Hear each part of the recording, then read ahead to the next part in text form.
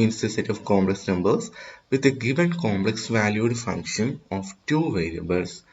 We will say it as inner product xy from h cross h to c, which has the following properties. This we have discussed in a linear algebra class.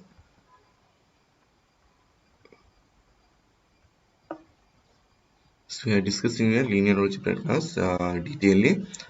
So with these properties, first property is linearity with respect to the first argument. First argument means what is coming in this first place. In this case, this is the first argument. So linearity in the first argument means ax1 plus bx2 inner product with y means it is equivalent to ax1 inner product with y plus bx2 inner product with y.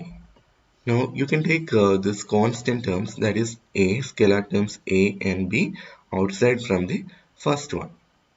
Okay. Second one, conjugate linearity in second variable, that is xy inner product of x comma is the x comma y bar is equal to inner product of yx. And the third condition, non-negativeness, that is inner product of xx is always greater than or equal to 0, and inner product of xx is equal to 0 if and only if x equal to 0. Now such a function is called an inner product or a scalar product. I repeat, first condition is linearity with respect to the first argument. Second one, conjugate linearity, that is xy conjugate is equal to inner product of yx. Next, non-negativeness.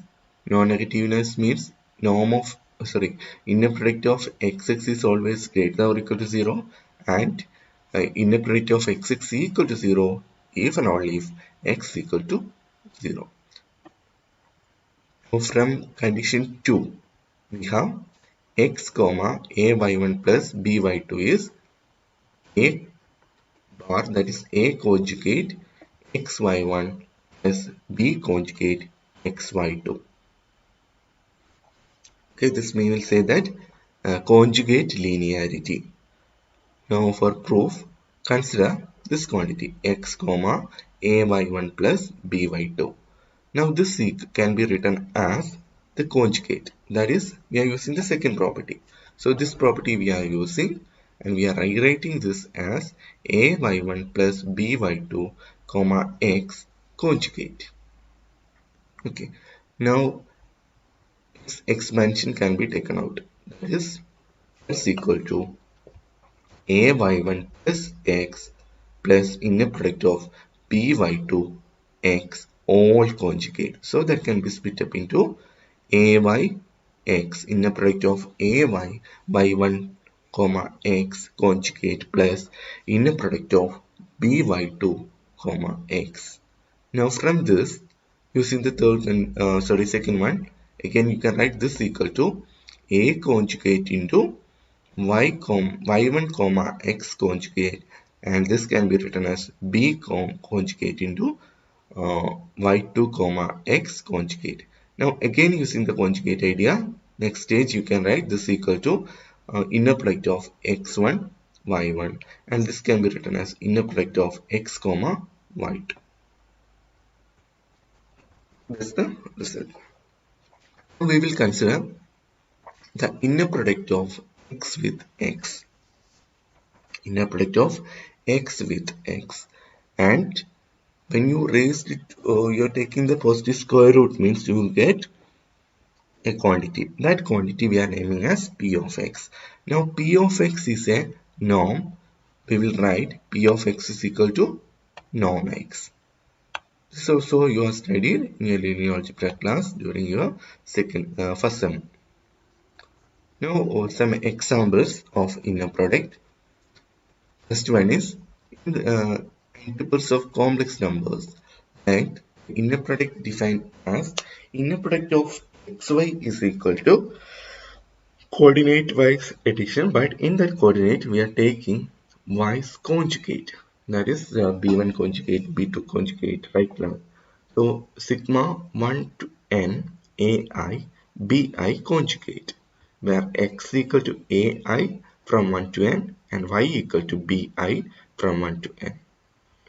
That is, x is equal to a1 a2 etc an and y is equal to b1 b2 etc bn, where ai comma bi belongs to C. Then its inner product is defined as a1 b1 conjugate plus a2 b2 conjugate plus etc plus an bn conjugate. Now this inner product is an inner product that we want to prove. Now if your f is equal to r, then this inner product is also called dot product. That means whenever your field is a real number, then b1 conjugate, b2 conjugate, everything will become b1, b2, b3. So for finding the inner product of xy, it is enough to find the sum a1 b1 plus a2 b2 plus a3 b3 plus extra plus an bn. That is nothing but our dot product. Now in L2, going for one more example. In L2, the inner product of xy is equal to sigma I equal to 1 to infinity ai bi conjugate. ai bi conjugate. In that case, first of all, we will say that this is well defined, since you take two elements x and y from your L2, so it should be sequences. Then xy. Inner product of xy is defined as sigma I equal to 1 to infinity ai bi conjugate.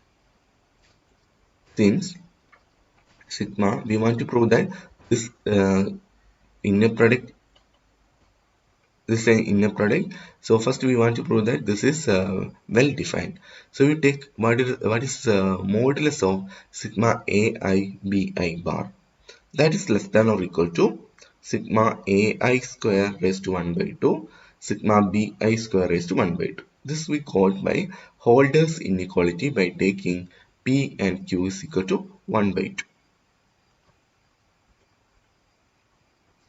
This quantity is less than infinity. That means it is a finite quantity, since xy belongs to L2, which implies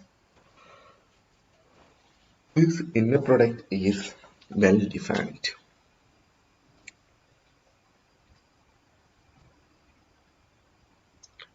In this space, I will take a third example. The space C2 of AB,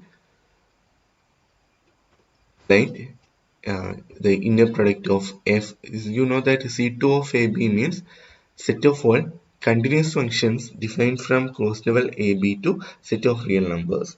If you are writing 2 means in that the norm is 2, right?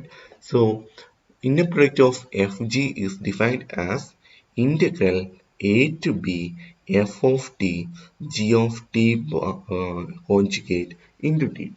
Now again, using Holder's inequality for p and q is equal to 2, again we will get this quantity is now equal to modulus of ff, inner product of ff, into modulus of inner product of gg. And I am leaving this for you to check whether this will satisfy all the conditions of inner product. So inner product, first you want to check positive non-negativeness condition. Next is condition linearity in first argument, and second one linearity in or conjugate symmetry. Okay, these three conditions you want to check for example 1, 2 and 3.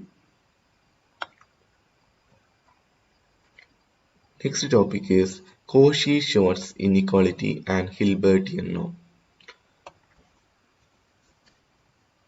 So first of all, let us see what is Cauchy-Schwarz inequality.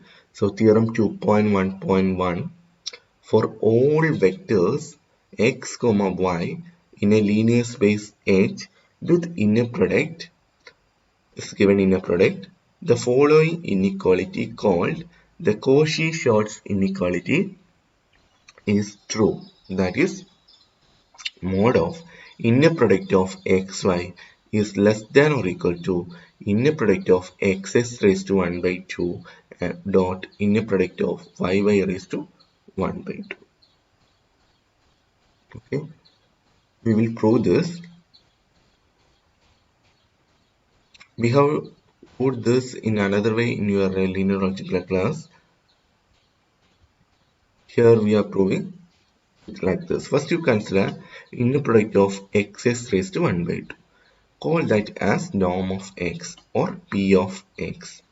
And we have the idea norm of alpha plus or minus beta all square is equal to norm of alpha square plus or minus 2 times real part of alpha inner product of alpha with beta plus norm of beta square.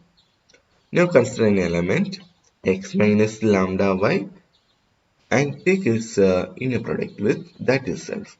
This inner product of x minus lambda I and x minus lambda y, which is always greater than or equal to 0. That is, when you find this means you get norm of x minus lambda y square. So norm of x minus lambda y square is greater than or equal to 0. Now expanding this using the square idea, we will get norm x square minus, since it is minus sign, minus 2 times real part of inner product of x with lambda y plus norm of lambda y square. And this quantity is greater than or equal to 0. Now that is norm x square minus 2 times real part of, I'm writing this in the reverse way. That is, when you are taking the conjugate also, real part of a complex number and its conjugate are the same. So I can write real part of lambda y comma x plus norm of lambda y square. That is norm x square minus 2 times real part of, I can take this lambda outside. So lambda into inner product of yx plus, from this I can take mod lambda square. So mod lambda square into norm y square. That is, we have assumed that norm of x is equal to p of x. So this can be replaced with p of x square. So p of x square minus 2 times real part of lambda into inner product of yx plus, here again I can use for mod norm y square as py square. So mod lambda square into py square is greater than or equal to 0. Calling this as equation 1. Now assume inner product of xy is not equal to 0. Assume inner product of xy not equal to 0. Now we can define lambda as p of x square by inner product of yx. P of lambda as p of x square by inner product of yx. Now substituting this in your equation 1, we will get p of x square minus 2 times real part of, instead of lambda I am having px square by inner product of yx with inner product yx plus px raised to 4, since it's containing mod lambda square, px raised to 4 by inner product of yx square into py square, which is greater than or equal to 0. That is px square minus 2 times, see here this will get cancelled, we have assumed that this is not equal to 0, so that will get cancelled. You get 2 times real part of px square already a real number, so it doesn't contain any imaginary part, so real part means that itself, minus 2 times p of x square plus, here px raised to 4 as it is by more inner product of yx square as it is, this term as it is, and this term is greater than or equal to 0. See here, px square minus 2px square. So you can simplify it. We will get minus px square plus px raised to 4 by inner product of yx square into py square is greater than or equal to 0.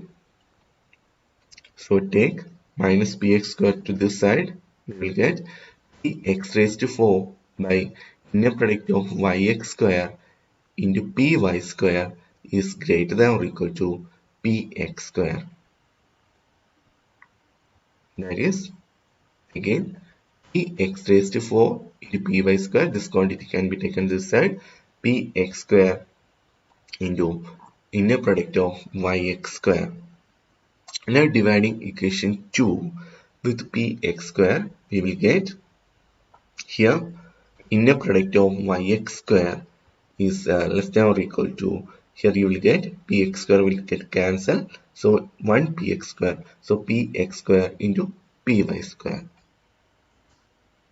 is px square plus px square into py square is greater than or equal to yx square. That is, yx square is same as inner product of xy square. So this can be written as the modulus of xy, inner product of xy is less than or equal to, this side again everything is positive or greater than 0. So here we are having inner product of xx raised to 1 by 2 inner product of y raised to 1 by 2.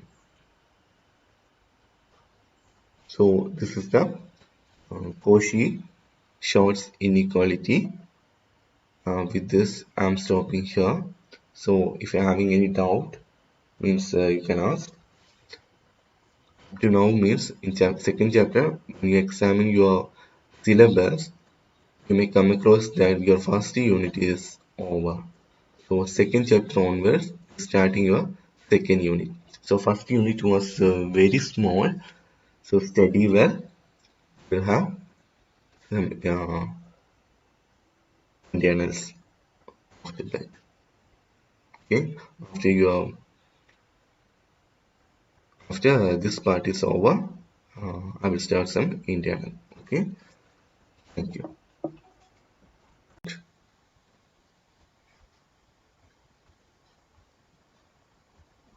Okay, now proved norm of the mode of inner product of xy is less than or equal to inner product of xx raised to 1 by 2 into inner product of y raised to 1 by 2. As a note, we can denote that modulus of inner product of xy is equal to p of x into p of y. That is, p of x means the inner product of xx raised to 1 by 2. That is if and only if x equal to lambda y. So the equality holds if and only if x equal to lambda y. That means the x and y are linearly dependent. I repeat, the Cauchy-Schwarz inequality will become an equality if x and y are linearly dependent. That's the meaning of x equal to lambda y. Now, proof is starting from your, see here. This is the proof of Cauchy-Schwarz inequality. So, in this inequality, we have seen that, see, for proving this, we have seen, suppose this inequality become equality, then this star marked equation will become equality. We are picking that equality over here. See, suppose this equal to p of x into p of y, then the inequality star will become an equality. That is, p of x raised to 4 by inner product of yx square into p of y square is equal to p of x square. That is, p of x square by inner product of yx into p of y is equal to p of x. That is, this can be written as this inside the bracket quantity is nothing but a scalar one. See, this one is a scalar one. So I can write my p of y, p of x is equal to some constant into p of y. That is, norm of x is equal to a into norm y. So, where k is equal to p of x square by inner product of yx. That is, norm of x is equal to norm of ky. So from that we can conclude that x is equal to ky. Now conversely, if x is equal to lambda y, then we want to prove that that equality holds. Now consider inner product of xy with the absolute value. So this is equal to, substitute x equal to lambda y. So here you have got lambda y, inner product of lambda y with y, and here lambda can be taken outside since this is linear in the first argument. So mod lambda into, here we want to put a modulus of yy. Now this is equal to lambda y comma lambda y raised to 1 by 2 into, that means this quantity as such less than p of x into p of y I am finding. So p of x into p of y is less than or equal to lambda y into lambda y. X I substituted as lambda y, inner product of lambda y with lambda y raised to 1 by 2, and inner product of y and y raised to 1 by 2. From this, you can take 1 lambda outside. So lambda into, since it is linear in the first argument, lambda into y inner product of y1 with lambda y, all thing raised to 1 by 2. Next step as it is. Now you took 1 lambda outside. Now you can use the second property, that is the uh, conjugate symmetry. That is, y lambda y is same as lambda y conjugate. So again this quantity pertaining as it is. Now this will become lambda into, now you can take a lambda bar outside or the conjugate of lambda outside. So lambda conjugate into inner product of yy, because I am writing yy conjugate, then it is equivalent to write that inner product of yy. Okay, so yy raised to 1 by 2 into this quantity as it is. Now this will become lambda bar is nothing but mod lambda square will come, right, into inner product of yy. So here I have got lambda into inner product of yy. Here also lambda into inner product of yy. So the result follows from 1 and 2. What you want to prove now in terms of your p of x? We want to prove that mod of this is equal to p of x into p of y. So we have calculated mod of lambda y, and here you have calculated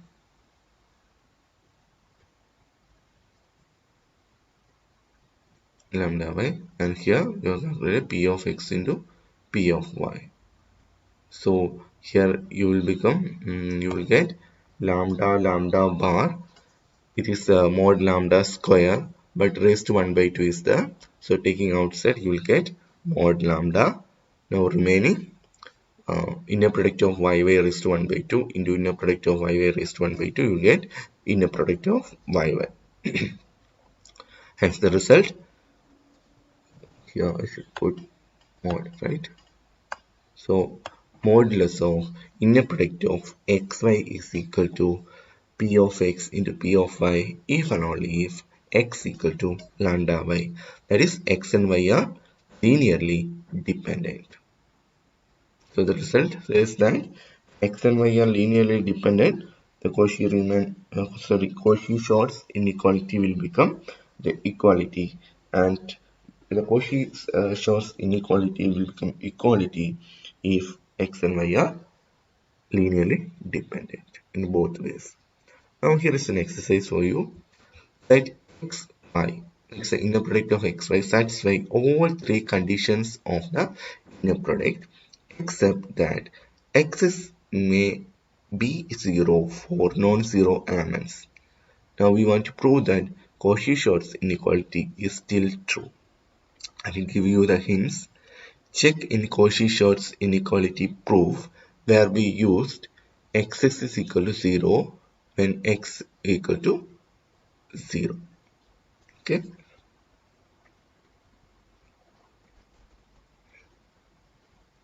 As a remark, we had defined p of x is equal to inner product of xx raised to 1 by 2. Now we will prove that p of x is a norm. So we want to prove that.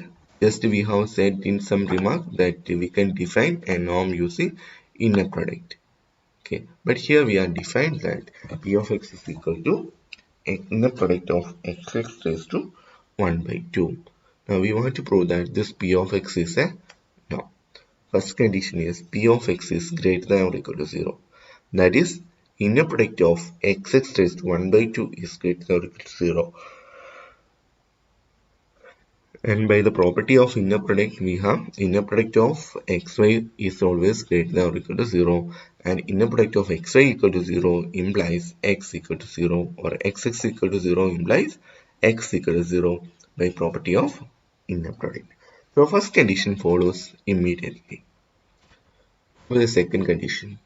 Second condition is inner norm of lambda x is equal to mod lambda into norm x. Then by definition, what is norm of lambda x? Norm of lambda x means it is nothing but inner product of lambda x with lambda x raised to 1 by 2. That can be written as, since it is linear in the first argument, lambda into inner product of x with lambda x raised to 1 by 2. That can be further written as lambda into inner product of lambda x in x conjugate raised to 1 by 2. That is equal to, again, this lambda can be taken outside. That will become lambda conjugate of lambda. That is, entire expression will become lambda into conjugate of lambda into inner product of xx conjugate all thing raised to 1 by 2. Now this will become mod lambda square, and this is same as inner product of xx raised to 1 by 2. So altogether we will get mod lambda into inner product of xx raised to 1 by 2. That is mod lambda into norm x. So we got exactly what we want to prove. Now for third condition is the triangle inequality. Next we want to prove norm of x plus y is less than or equal to norm of x plus norm of y. Now again consider p of x plus y square. So p of x plus y square is x plus y inner product of x plus y with x plus y. Now since it is linear, in first argument we are having this x plus y. We can split it, then go for further operations. We will get this as inner product of xx plus inner product of xy plus inner product of yx plus inner product of yy. Now this is nothing but, or else you can use the definition of p of x plus y square. That is px square plus 2 times real part of xy plus p of y square. Both ways we can do. So we will get this value is equal to p of x square plus 2 times real part of inner product of xy plus p of y square. And this quantity is less than or equal to first quantity p of x square. This means this we will get a real or complex number. Now 2 times real part of this can be replaced with a higher quantity, that is nothing but modulus of inner product of xy. In your complex analysis class, you have studied that modulus of a complex number is always greater than or equal to real part of that complex number or imaginary part of that complex number. So we have used that inequality here, and we are getting is less than or equal to p of x square plus 2 times inner product of modulus of inner product of xy plus p of y square. This quantity is less than or equal to p of x square plus 2 times p of x into p of y. From where we got this? Got this from Cauchy-Schwarz inequality. This will become 2 times p of x into p of y plus p of y square. So this altogether will give p of x plus p of y whole square. So what you got? I started with p of x plus y square, which is less than or equal to p of x plus p of y square. Taking square root on both sides, we will get p of x plus y is less than or equal to p of x plus p of y. Hence we get p of x is a norm.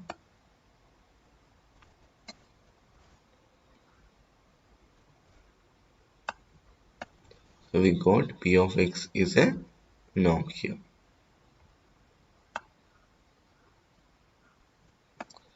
Okay. Now as a remark, p of x we will denote it as norm of x.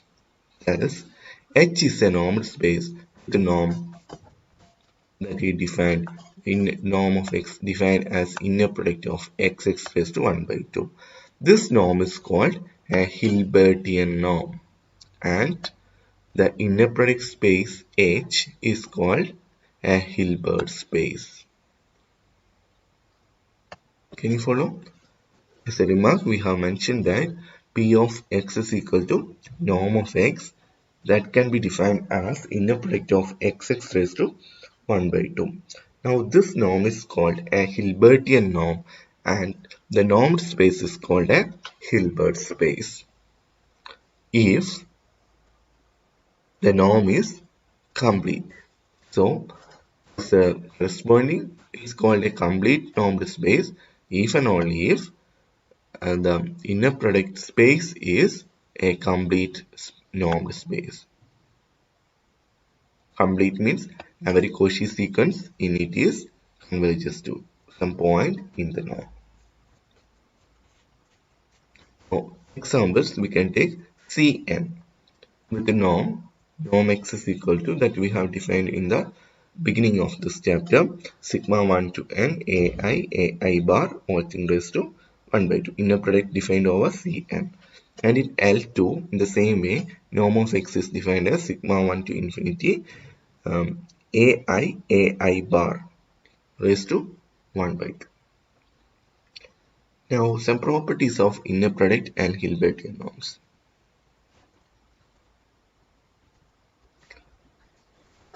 First one, we are saying that when two vectors are said to be orthogonal, and we will write x perpendicular to y. For two vectors x and y, we write x perpendicular to y or x orthogonal to y if they are orthogonal to each other. That is, if inner product of xy is equal to 0. So whenever inner product of xy is equal to 0, we will say that x and y are orthogonal. X and y are orthogonal. For one dimension or two dimension or three dimension spaces, we can say that it is perpendicular. But in higher dimensions, we have to use the word orthogonal.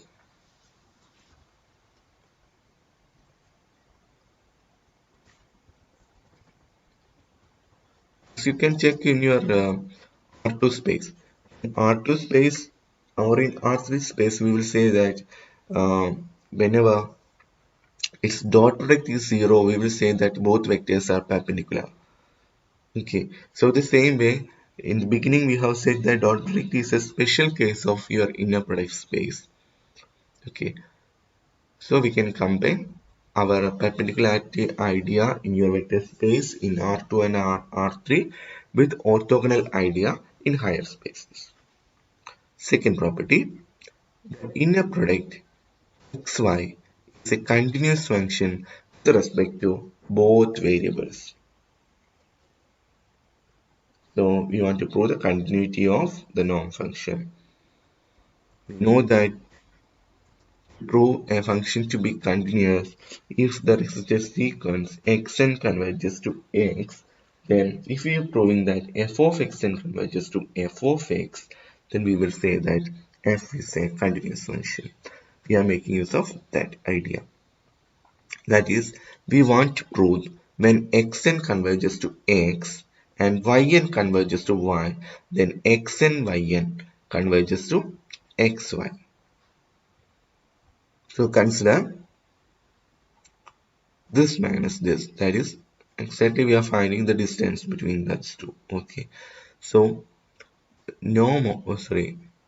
inner product of xy minus inner product of xn yn. This can be written as inner product of xy minus, I'm introducing a term xyn and plus xyn. Then splitting this or combining these two and these two, we will get it's nothing but inner product of x comma y minus yn plus inner product of x minus xn comma yn.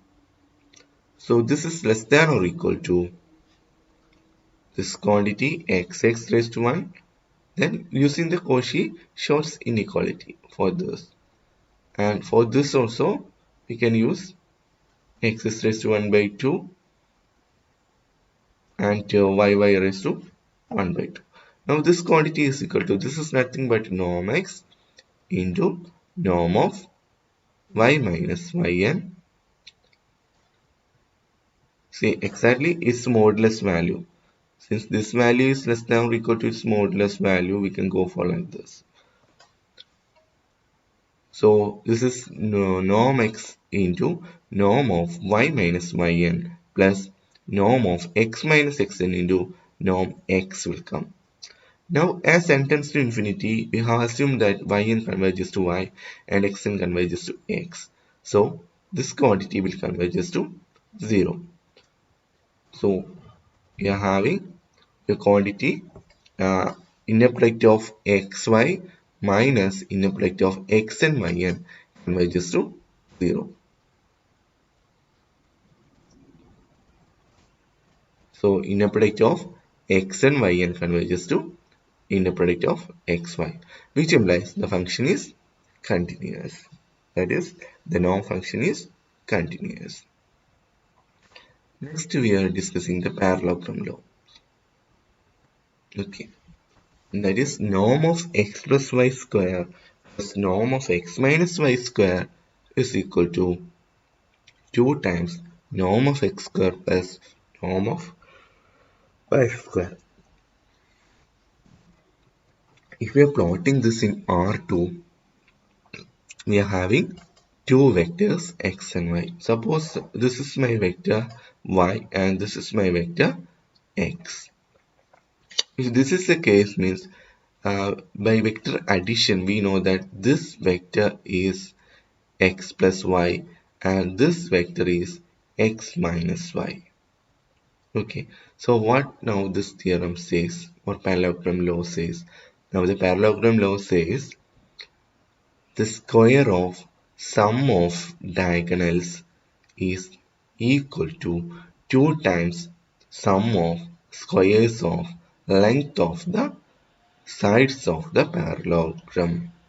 I repeat, the sum of squares of diagonal length of diagonals is equal to twice the sum of squares of length of the sides of the parallelogram.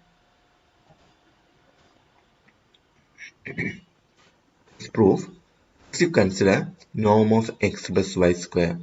Using definition, it is norm inner product of x plus y, comma x plus y. Now we will get linearity and conjugate linearity apply repeatedly. You will get x comma x plus y plus y comma x plus y, that is x plus y comma x conjugate plus x plus y comma y conjugate. Now expanding this conjugate in linearity forms. So x conjugate of xx plus conjugate of yx inner product of yx. This also similarly you expand it. Now this is same as inner product of xx. So we get inner product of xx plus inner product of xy plus inner product of yx plus inner product of yy. Now this is equal to norm of x square plus 2 times real part of xy plus norm y square. Yes, we have done so in so many cases. And similarly, we are finding what is norm of x minus y square. So using the same thing, we will get that's equal to norm of x square minus 2 times real part of x plus y, sorry, inner product of xy plus norm of y square. Since we are having the minus sign, here also minus sign, here we are having plus sign, so we have got here plus sign. So now from adding 1 and 2, this equation and this equation, we will get the left hand side norm of x plus y square plus norm of x minus y square equal to norm of x square is here, norm of x square is there. So 2 times norm of x square. Now this quantity will get cancelled. See, plus, and here is minus 2. So these two quantities will get cancelled and remaining is norm of y square plus norm of y square. So it will result 2 times norm of x square plus 2 times norm of y square. So we have proved the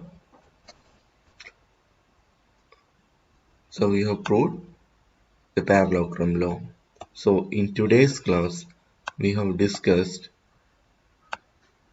mainly on when the Cauchy-Schwarz inequality will become the equality, that is if x and y are linearly dependent, or x can be written as some multiple of y. And with that you have defined a norm called the Hilbertian norm. First we proved that if you are defining p of x is equal to xx raised to inner product of x with x raised to 1 by 2, then this will become a norm. That you proved first. Now this norm we will call it as Hilbertian norm, and if a space with this norm is complete, we will say that space is a Hilbertian normed space or a Hilbert space. Examples we have seen. Now we have discussed some of the properties of an Hilbertian norm. That's first one was orthogonality. We will say that two vectors are orthogonal if the inner product is equal to 0. Second property was the norm function is a continuous function. That is, the inner product is a continuous function with respect to both the variables. That we have proved by using the convergence of sequences and using the idea that f is continuous if there exists a sequence xn in x such that xn converges to x, then f of xn converges to f of x. And the third property was the parallelogram law, that is norm of x plus y square plus norm of x minus y square is equal to 2 times norm of x square plus norm of y square. So with this, I'm closing today's class. We go to discuss some more properties that we will discuss in the next class. Okay, thank you. Pythagorean theorem says that if x is orthogonal to y, then norm of x plus y square equal to norm x square plus norm y square. This we have studied in your elementary classes, something like this, having a right angle triangle like this, and this side is going to be norm x. I'm making this as norm x,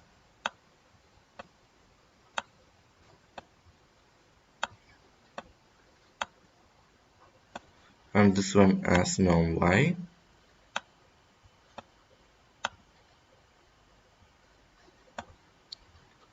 Now this theorem is nothing but what you studied in a primary classes, that is the Pythagorean theorem. So this side is nothing but square root of norm of x square plus norm of y square. So this is the Pythagorean theorem. So let us see how we can prove it.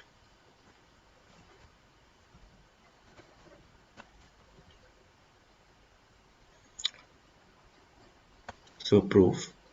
Consider norm of x plus y whole square.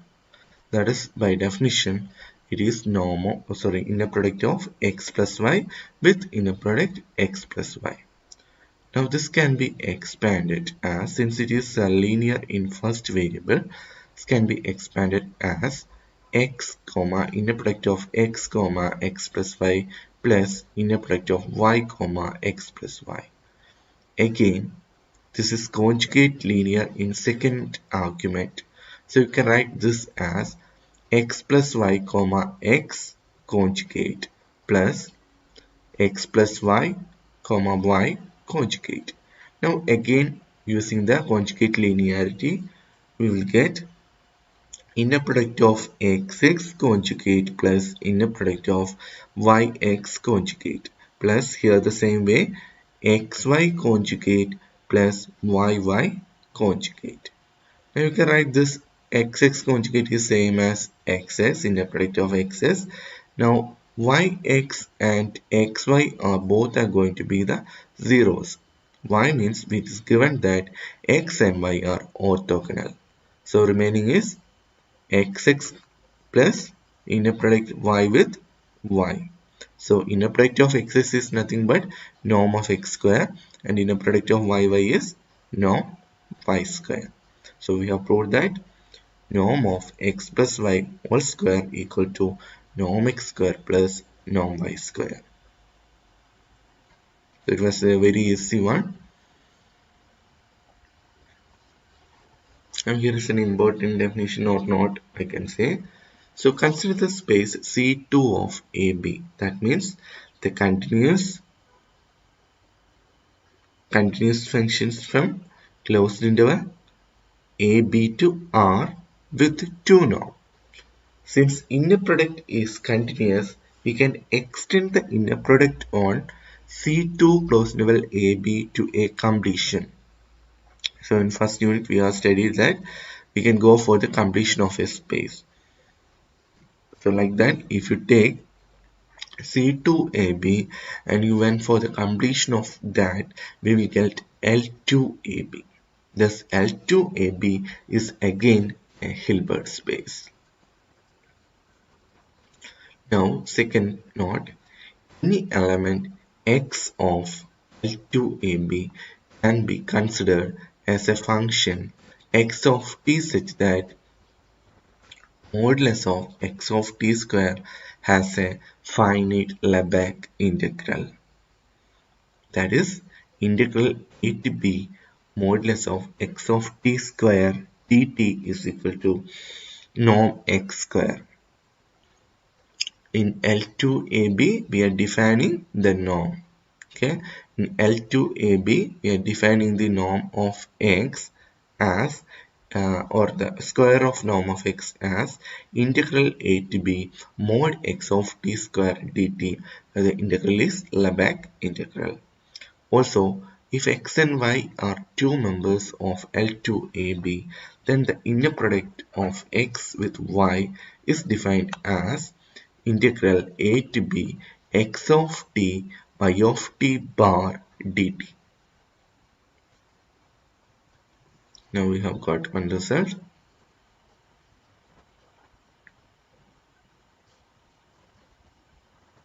Okay, this is, if EI be a sequence of pairwise orthogonal and normalized in H, that is normalized means its norm is equal to 1, then norm of sigma 1 to n alpha I EI will be the same as sigma 1 to n mod of alpha I square all thing raised to 1 by 2.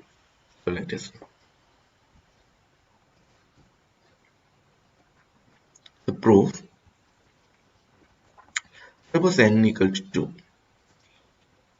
Then we can take E1 and E2, the norm of E1 equal to 1 and norm of E2 equal to 1. And given that is pairwise orthogonal, so inner product of E1 with E2 should be equal to 0. Now consider alpha 1 E1 plus alpha 2 E2. Now take its norm square. That's equal to, by using the square idea, we will get it is a norm of alpha 1 e1 square plus alpha 2 e2 square, plus we will get 2 times real part of inner product of alpha 1 e1 plus alpha 2 e2. But given that e1 and e2 are orthogonal, so that inner product will become 0. So whatever the term remaining is only norm of alpha 1 e1 e8 square plus alpha 2 e2 square. So this can be written as taking the scalar things outside, we will get modulus of alpha 1 square into norm of e1 square plus alpha 2 square plus norm of e2 square. But given it is normalized one, that means norm of e1 and norm of e2 are 1. So this can be reduced as modulus of alpha 1 square plus modulus of alpha 2 square. So what you got is alpha 1 plus, that is norm of alpha 1 e1 plus alpha 2 e2 square is equal to alpha 1 square plus alpha 2 square. That means this result is true for n equal to 2. So we are proving this by induction method. So we have proved that this result is true for n equal to 2. Now assume the result is true for n equal to k minus 1. That is, we are having the result sigma I equal to 1 to k minus 1, alpha I EI is equal to sigma I equal to 1 to k minus 1 modulus of alpha I square all thing raised to 1 by 2. Now consider modulus or in norm of sigma 1 to k alpha I EI. This can be written as the sum can be split up into 1 to k minus 1 plus alpha k ek. Therefore, this norm is equal to, by using Pythagorean theorem, this thing, since ei and ek everything is orthogonal, this can be written as sigma 1 to k alpha I ei norm of that square equal to norm of sigma 1 to k minus 1 alpha I ei square plus alpha k ek square. Now this is equal to sigma,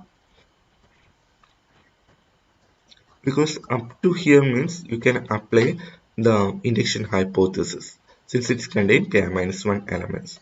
So that's equal to sigma I equal to 1 to k minus 1 modulus of alpha I square plus this term, you can take this constant term outside, that is modulus of alpha k square into norm of ek square, but norm of ek is again 1. So it will reduce as sigma I equal to 1 to k minus 1 modulus of alpha I square plus modulus of alpha k square. So we can combine this, you will get sigma I equal to 1 to k modulus of alpha I square. So what you proved is this result is true for n equal to k. Up to k minus 1 we have assumed the result is true. Now we have got for the k value also the result is, hence the result follows by mathematical induction. Now as a remark, let ei from 1 to infinity be an infinite orthonormal system. It is pairwise orthogonal and normalized. That means norm is equal to 1 and inner product of ei ej is equal to delta ij. This definition you know, because whenever ei equal to ej you will get delta ii equal to 1. Otherwise for all values it should be zeros. Then limit n tends to infinity, norm of sigma I equal to 1 to n alpha I ei can be written as sigma I equal to 1 to infinity mod of alpha I square all things raised to 1 by 2. Moreover, completeness of Hilbert space. Hilbert space means it's a complete inner product space. So since the Hilbert space is complete, if this quantity is less than infinity, then the series sigma I equal to 1 to infinity alpha I ei converges, and by continuity of norm this will converges to this value, that is norm of sigma I equal to 1 to infinity alpha I ei should be equal to sigma I equal to 1 to infinity modulus of alpha I square all things raised to 1 by 2. See here what we did is we have proved the result for finite cases, and we are using as norm is a continuous function and this quantity is finite and H is a Hilbert space, that's a complete space. We can extend the result to an infinite case. Second remark, if m is greater than n, that is norm of sigma I equal to 1 to m alpha I ei minus sigma I equal to 1 to n alpha I ei. So what you will remain is from n to m term. So that's equal to norm of sigma I equal to n to m alpha I ei. Our result is equal to sigma I equal to n to m modulus of alpha I square all things raised to 1 by 2. Now as n and m tends to infinity, what will happen? And m tends to infinity, this quantity will tends to 0, which implies we started from n to m terms. So this implies that this is a Cauchy sequence. That is what you got is sigma I equal to 1 to m alpha I ei is a Cauchy sequence.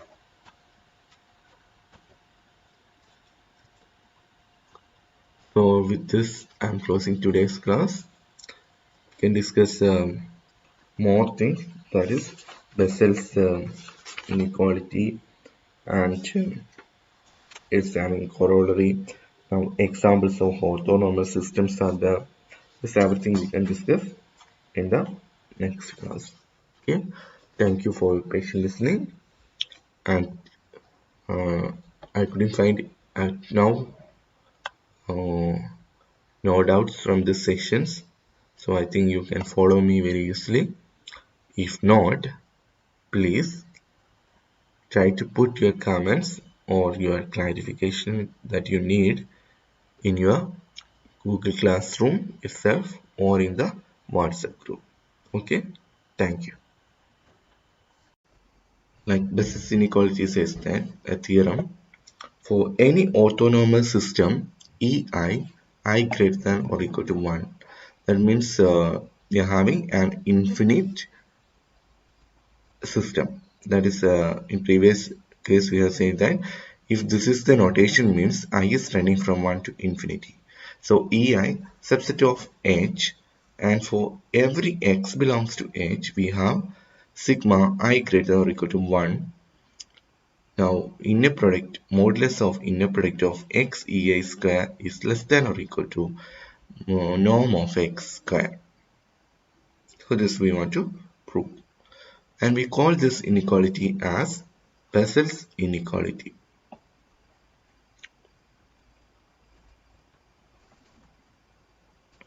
Let us see how we can prove this.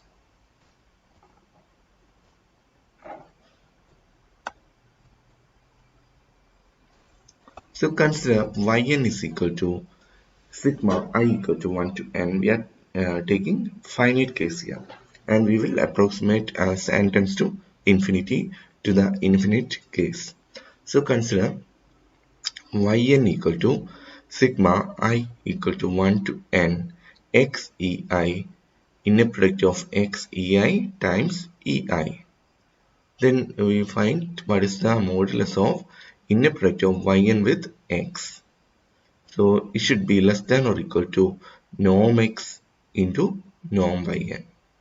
This follows from Cauchy-Schwarz inequality. Now yn x, that's equal to, you can write that in yn x as sigma 1 to n, the first part yn, inner product with x. Okay, that can be reduced as sigma 1 to n x ei square, inner product of x ei modulus of that square times the summation. If we got that, means you consider that part, sigma 1 to n x ei into ei into x. Now this is equal to sigma. Okay, if you want means you can expand also. So first I am doing without expansion, and next I will do the expansion of the summation. Okay, so sigma I equal to 1 to n inner product of x ei is constant into vector part is ei x. So I will get ei x. Now from this we have, last class we have discussed one lemma. If this is the case, it should be equal to sigma I equal to 1 to n modulus of inner product of x ei square. So we have used the previous one result. In terms of, this is given as alpha. In your result it is given as alpha, and this is given as some vector. Then we are having the summation is equal to modulus of alpha times square. Okay, that was the result. Now we can also prove this by just expanding. We want to have inner product of y and x. So y and x, substitute what is y and x. So y and x, if you are substituting, you will get y and x is equal to x e1 into e1 plus etc plus x en into en comma x. Now take the linearity. That means this is a constant, and this will become e1 into x, sorry, inner product of e1 x plus inner product of x e2 into inner product of e2 x etc plus inner product of x en into inner product of en x. Now this everything will become x e1 e1 x. So it is x1 e1 square type. So here this plus its conjugate type, right? Can you follow? It is of set into set bar form. So that is nothing but modulus of set square. So we can use modulus of x e1 square plus etc plus modulus of x en square. That is nothing but summation I equal to 1 to n modulus of x ei square. So we got that quantity. Now hence sigma I equal to 1 to n modulus of inner product of x ei which is less than or equal to norm x into inner product summation having 1 to n. The square will become for mod yn square. So 1 to n inner product modulus of inner product of x ei square all thing raised to 1 by 2. Okay, so we have used this quantity. Therefore, sigma 1 to n modulus of x ei square all thing raised to 1 by 2 is less than or equal to x.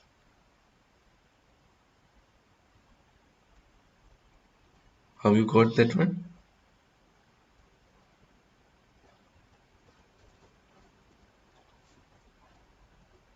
So here, find what is norm of yn square.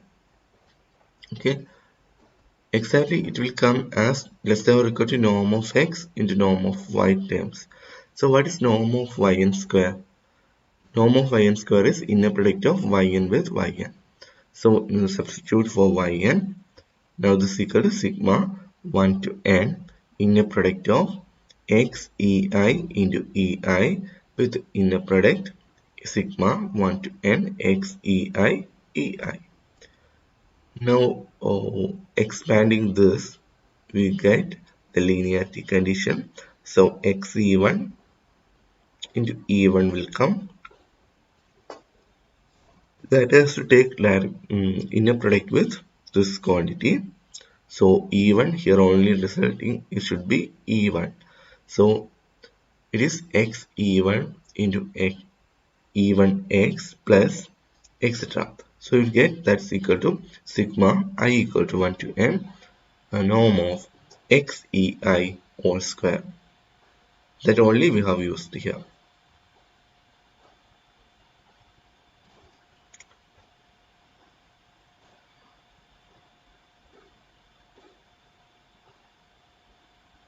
Now we have proved the result for finite case. So finite n we have proved this. Now taking n tends to infinity we get this quantity is less than norm x. So hence the result.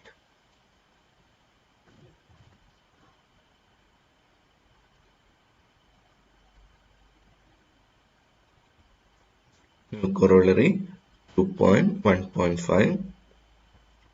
For any x belongs to H and any autonomous system ei from 1 to infinity there exists a y belongs to H such that y equal to sigma I equal to 1 to infinity x ei times ei. We want to take a y such that. So consider yn equal to sigma 1 to n x ei ei. Now by previous corollary, limit n tends to infinity, sigma I equal to 1 to n, inner product of x ei with ei is equal to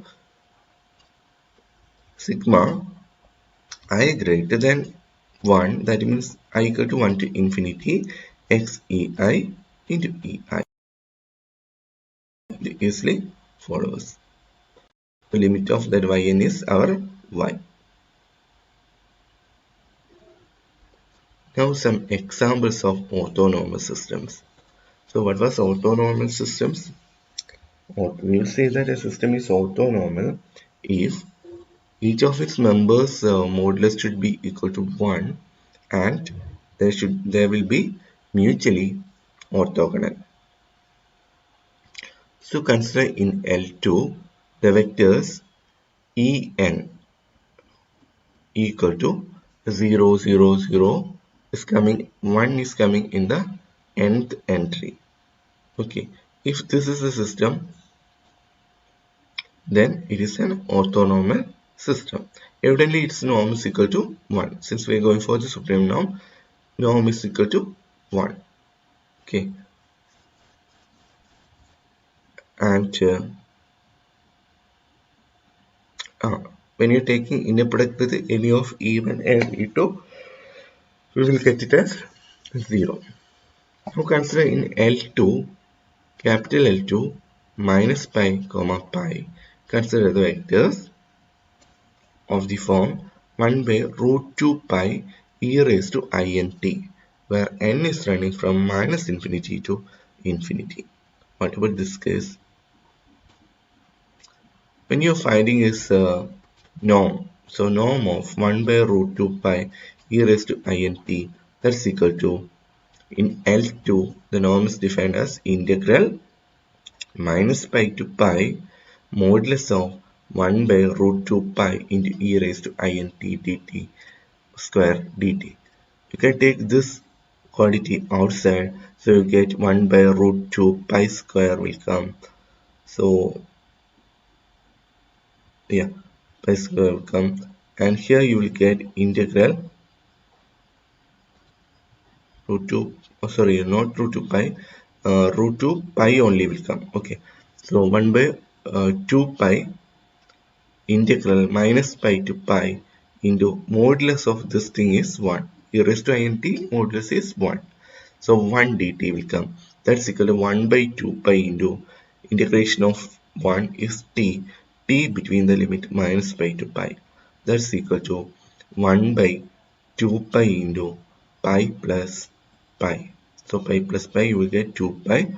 Cancelling 2 pi and 2 pi you will get 1. So what you proved is norm of every term of this quantity is 1. Now for orthogonality, we want to prove that if you are taking any two numbers, their inner product is 0. So I'm taking for 1 and 2. So 1 and 2 is just for our verification only, and we will prove for the general case. Okay. So 1 by root 2 pi e raised to it, 1 by root 2 pi e raised to 2it. So when I am finding its inner product should be integral minus pi to pi 1 by root 2 pi e raised to it into e raised to minus 2it dt. That's equal to 1 by 2 pi integral minus pi to pi e raised to minus it dt. That's equal to minus 1 by 2 pi I e raised to integral of e raised to minus it is minus e raised to minus 1 by pi into e raised to minus it will come. So this will become minus 1 by 2 pi I into e raised to minus it between limits minus pi to pi. That's equal to minus 1 by 2 pi I into e raised to minus I pi minus e raised to I pi. Now e raised to I pi is cos pi plus I sin pi. So cos minus pi will come minus cos pi plus I sin pi. So you get minus 1 by 2 pi I into cos pi minus I into sin pi. So sin pi is 0, and here cos pi minus cos pi will come. It will get cancelled. So 0, 0 will come. So entire thing will become 0. This just for our verification only. I have performed the inner product of the two terms, but we want to prove it in general. So in general case, we can take n and m belongs to z and consider 1 by inner product of 1 by root 2 pi e raised to int, 1 by root 2 pi root of 2 pi, right? Root of 2 pi e raised to int, that's equal to integral minus pi to pi e raised to int into 1 by root of 2 pi e raised to minus imt dt.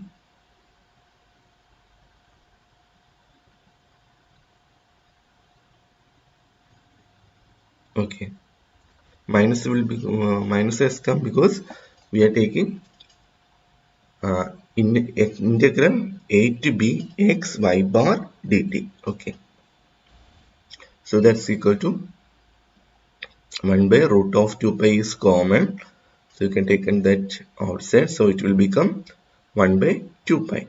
So 1 by 2 pi integral minus pi to pi e raised to I into n minus m into t dt. So this is equal to 1 by 2 pi I into n minus m. That's equal to this constant term I have taken outside, because when you are doing for integration of this part, you will get e raised to I of m minus 1 into t whole divided by m minus n minus m into I.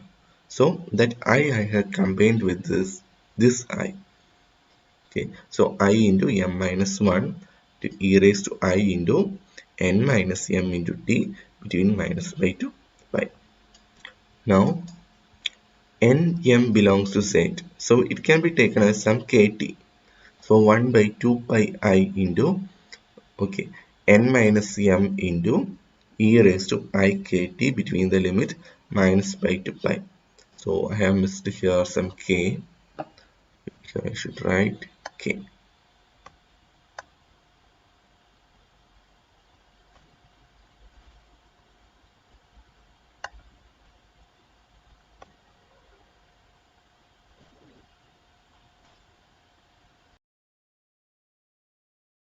So now it become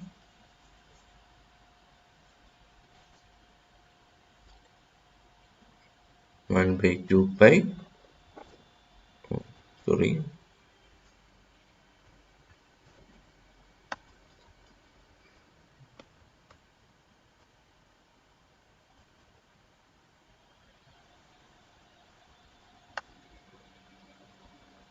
some problem with this tool. Let me check it.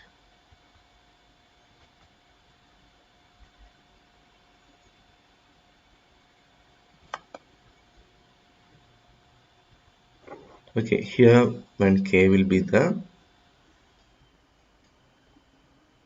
so anyway it won't affect our result, since we are getting e raised to I k pi minus e raised to minus I k pi. So it will become, sine term will become 0, only remaining is cos k pi minus cos of minus k pi. So cos k pi, you will get minus 1 raised to k minus of minus 1 raised to minus k will come. Cos of minus theta is cos theta, since cos is an even function. So anyway the result will be 0. Here also I missed that k. So here is coming some n minus m now.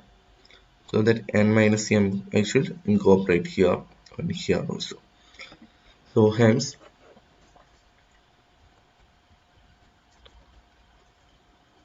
we get this system is an orthonormal system. We have proved that norm of this system is equal to 1 and any two members of this system are mutually orthogonal.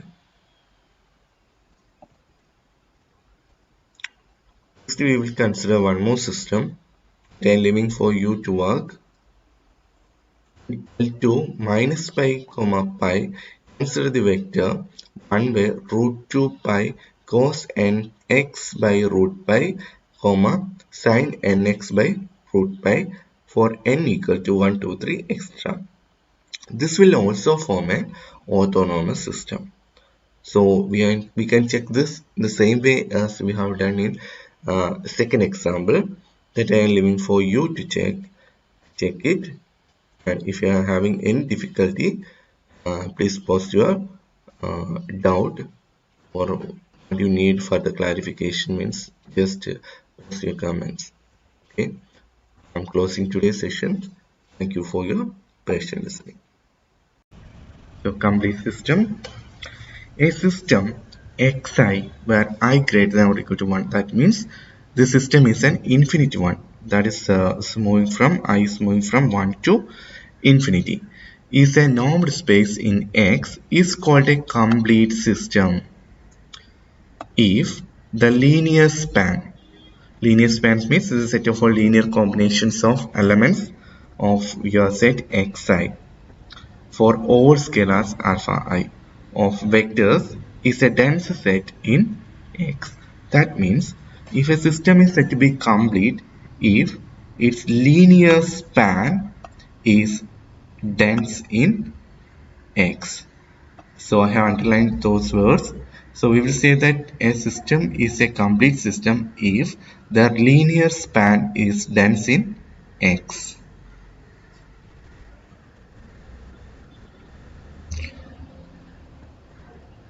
Next is Weierstrass approximation theorem.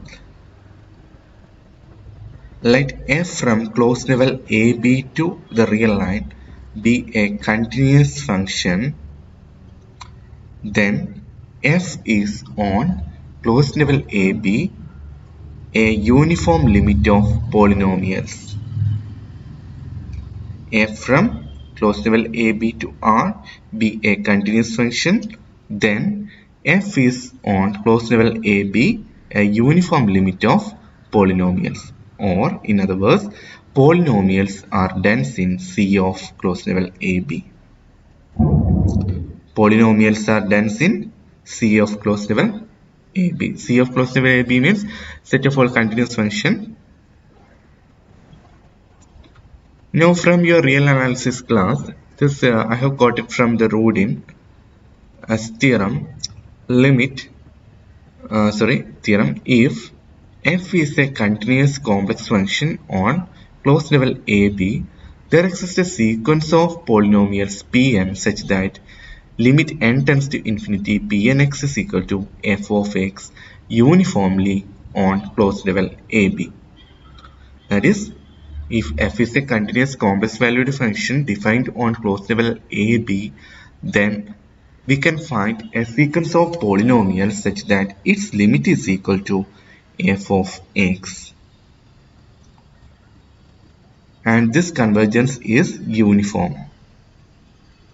Now what we want to prove is, previously we have seen that the set of polynomials are dense in C of AB.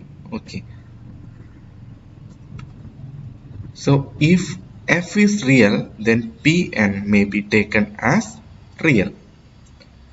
Now we consider a system. The system is t raised to n or f raised to n where n greater than or equal to 0.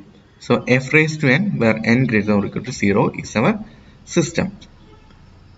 Now we will say that this system is complete in closed interval 0, 1.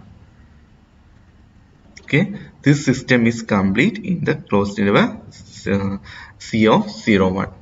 So in order to prove that this system is complete, what we want to prove is that you take the linear combinations, all the set of all linear combinations of Fn.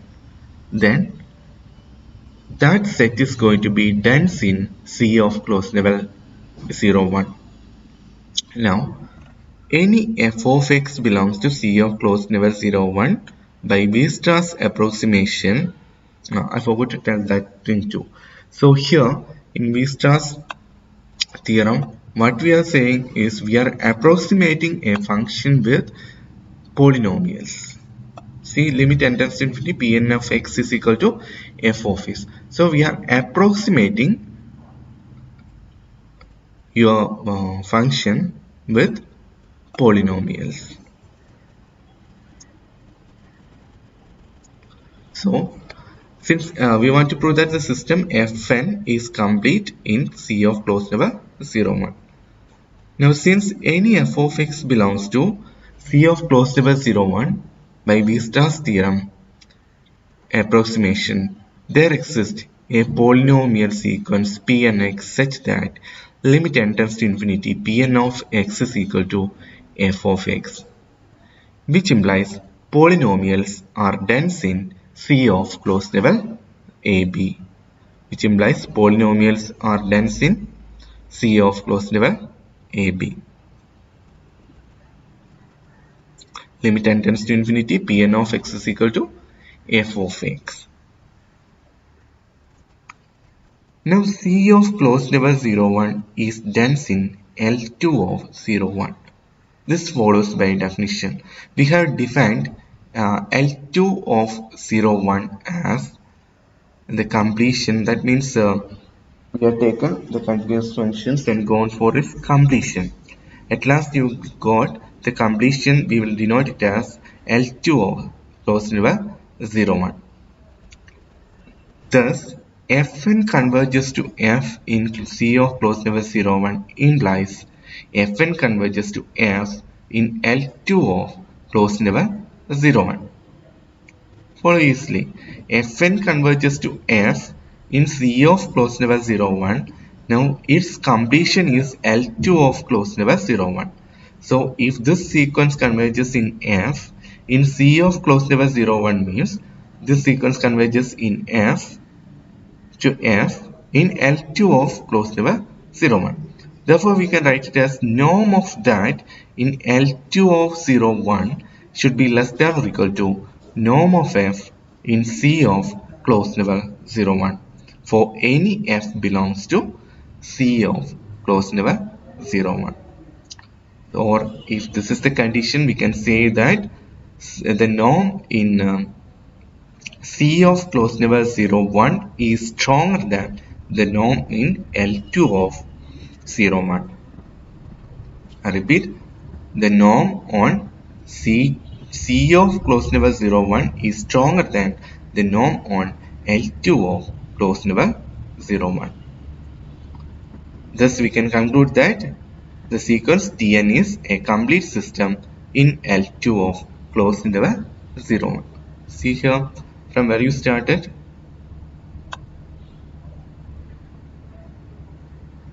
See, we want to prove that this is complete in C of closed interval 0, 1, and we have seen that this is actually complete in L2 of closed interval 0, 1.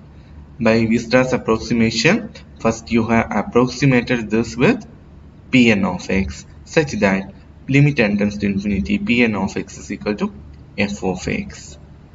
Then this implies that polynomials are dense in C of closed interval AB. For the denseness, what we have shown is that we have took some f of x belongs to C of closed interval 0, 1, and we have shown that there exists a sequence in your polynomial field or polynomial vector space that will converge to this point. So this is the basic idea. To prove something is dense, what we have to do is, suppose we have got once here is your x and somewhere you have got your y. So suppose I can manage some y over here. So in order to prove that y is dense in x, what you have to consider is you consider a point in x. So that is x. Consider the point, and if you are having a sequence in your yn, so here you have got a sequence which converges to this x, means we can say that y is dense in x. This idea is nothing but if we want to prove that y is dense in x, y closure should be equal to x. That means y union its limit point should be in x. Now if the sequence here converges to x, means x is a limit point. Okay, so this is the limit point of y. So when you taking y union its limit point, means evidently such x will come. So you will get, when you are finding y closure, you will get the entire x. So we have used the same thing. Now we have already know that C of closed interval 0, 1 is dense in L2 of closed interval 0, 1. That's by definition. We have defined that for a normed space we can go for its completion space. So here we have got a space C of closed interval 0, 1. So C of closed interval 0, 1 we can go for its completion, and that completed space is a L2 of closed interval 0, 1. Thus we have seen that if your f of x your function fn n greater or equal to 1 is dense in C of closed interval 0, 1, then it should be dense in L2 of closed interval 0, 1. That only we have proved. Now, is a remark.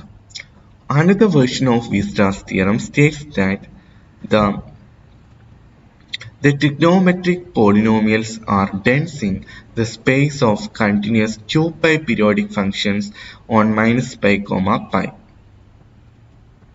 So, as a consequence of this, 1 cos nx sin nx from 1 to infinity is again going to be a complete system in L2 of minus pi comma pi. Again, e raised to int n equal to minus infinity to infinity is also complete system in L2 of minus pi comma pi. Thus, we have seen 3 examples for complete systems. Okay, first one, we have proved that Fn is complete in, or Fn is a complete system in the C of closed interval AB. Again, you have proved that that is complete system in L2 of closed interval 0, 1. Now we have taken 2 more sets. In that too, we have shown that is complete. Now here is a lemma. 2.1.6 lemma. If the sequence Fi is a complete system in a Hilbert space H and X is orthogonal to Fi, then X equal to 0. That means you have a system of complete functions in a Hilbert space H, and the condition is that if X is orthogonal to every Fi, then that X should be equal to 0. If X equal to 0 means the result follows very easily. So we want to prove that if such X is there means that X should be equal to 0. Now suppose your X is orthogonal to Fi. That means X is orthogonal to the system. That means X is orthogonal to span of Fi. And span of Fi, if you are taking, means that is going to be a dense set in H. That is why it is complete. So, if span of Fi, X is orthogonal to span of Fi means X is orthogonal to a dense set in H. X is orthogonal to a dense set in H. So, what is that meaning? That meaning is that there exists a sequence Xn in H which converges to X, and that Xn should be orthogonal to X for every n, which implies the inner product of X and X should be equal to 0 since it is orthogonal. Now as n tends to infinity, you will get X and X converges to XX.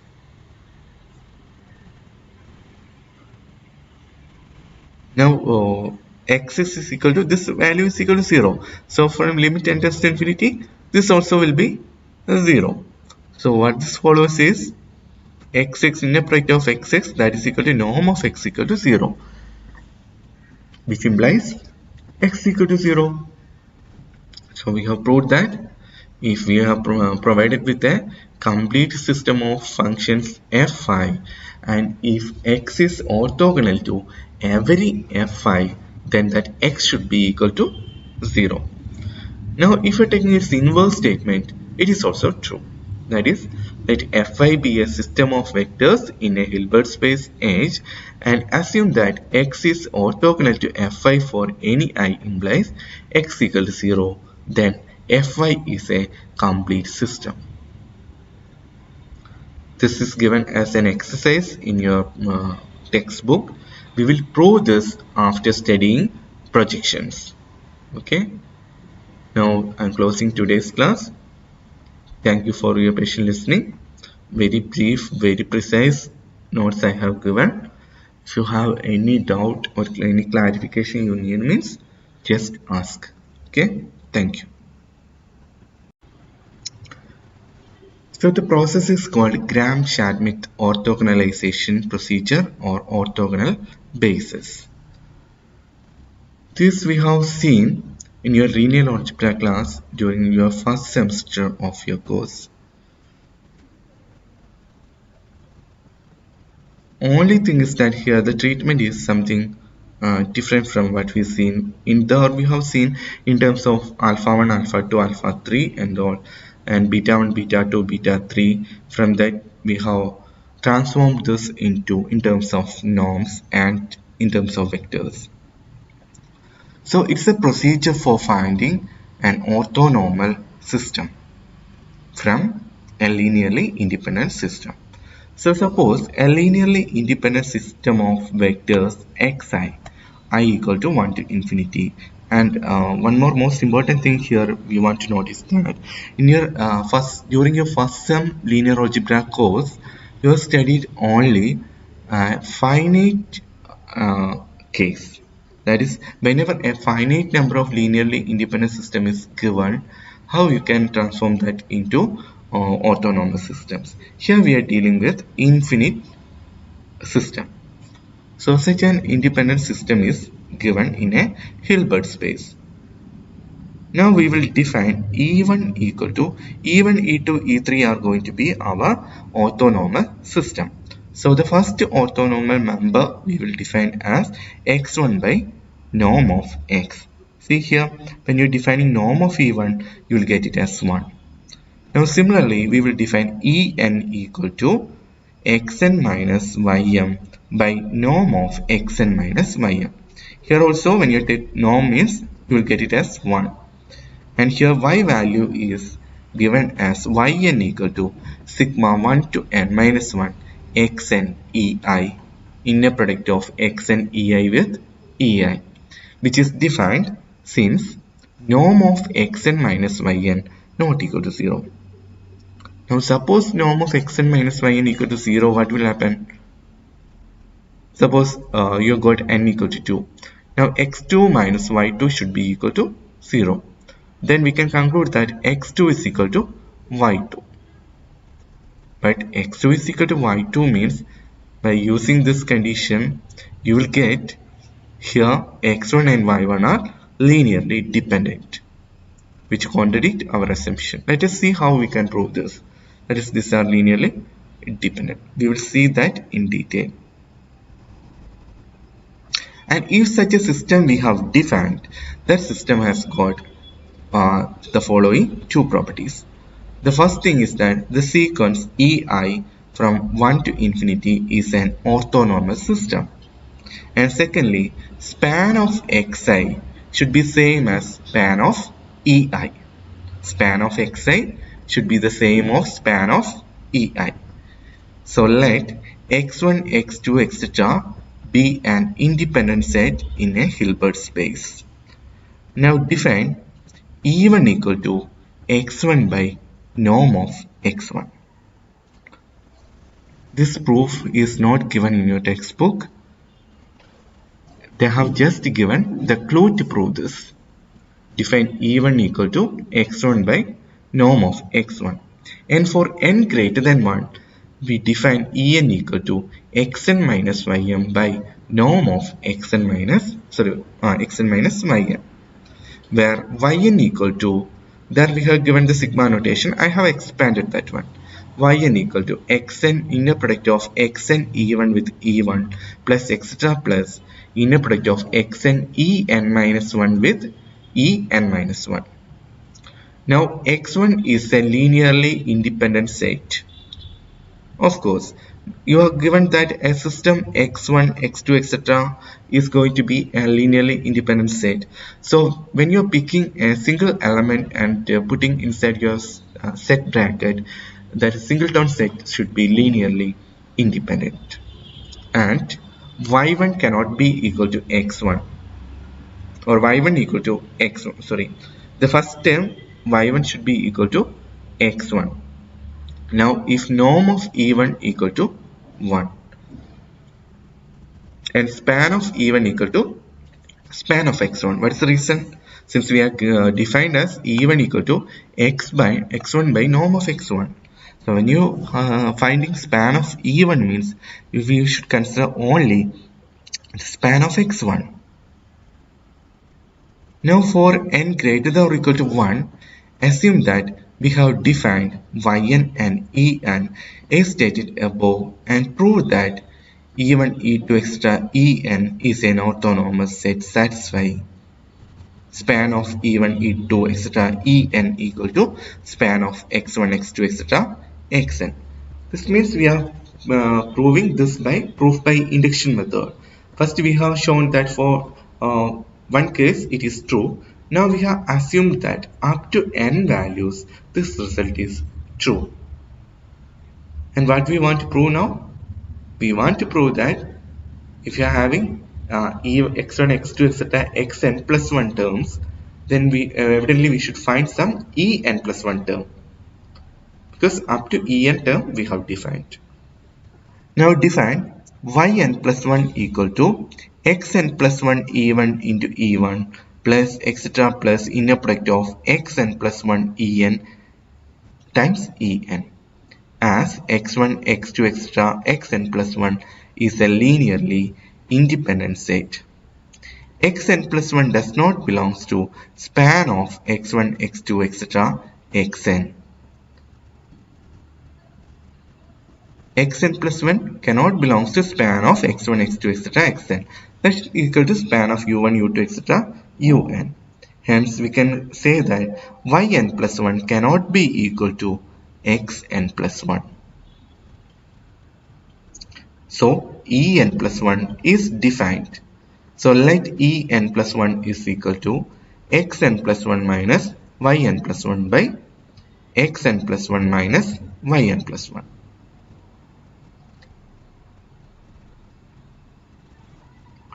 Now what about the norm of en plus 1? Evidently 1. Now you take xn plus 1 minus yn plus 1. That is this term inner product with ej. Okay, where j less than or equal to n. That means this we have used for defining your en plus 1, right? Now en plus 1 with inner product with e1, e2, e3, etc. en, that should be equal to 0. Then only it is orthonormal. Okay, we will say that such a set is orthogonal. So we want to check whether the inner product is 0 or not. So we will check like this. So this can be split up into xn plus 1 ej minus yn plus 1. We can use the formula, that is sigma k equal to 1 to n xn plus 1 ek inner product with ek. Y is this into ek, that inner product with ej. So this is a constant. So here will come only ek dot ej. Now what is ek dot ej? K and j are less than or equal to n. So up to that we have proved that the result is 0, right? So we will get xn plus 1 ej minus xn plus 1 ej, because here it will result only one term, that is when j equal to k. By our assumption, ek ej is equal to 0 if k not equal to j. So only one value it will result non-zero value. So let it be j. So when k equal to j only, I will get a value here. So k equal to j means in this entire summation I will get only one term, that is xn plus 1, k will become j. So ej, only that term will remain. So this quantity will remain as xn plus 1 ej minus xn plus 1 ej. Since xn plus 1 ej is equal to yn plus 1 ej.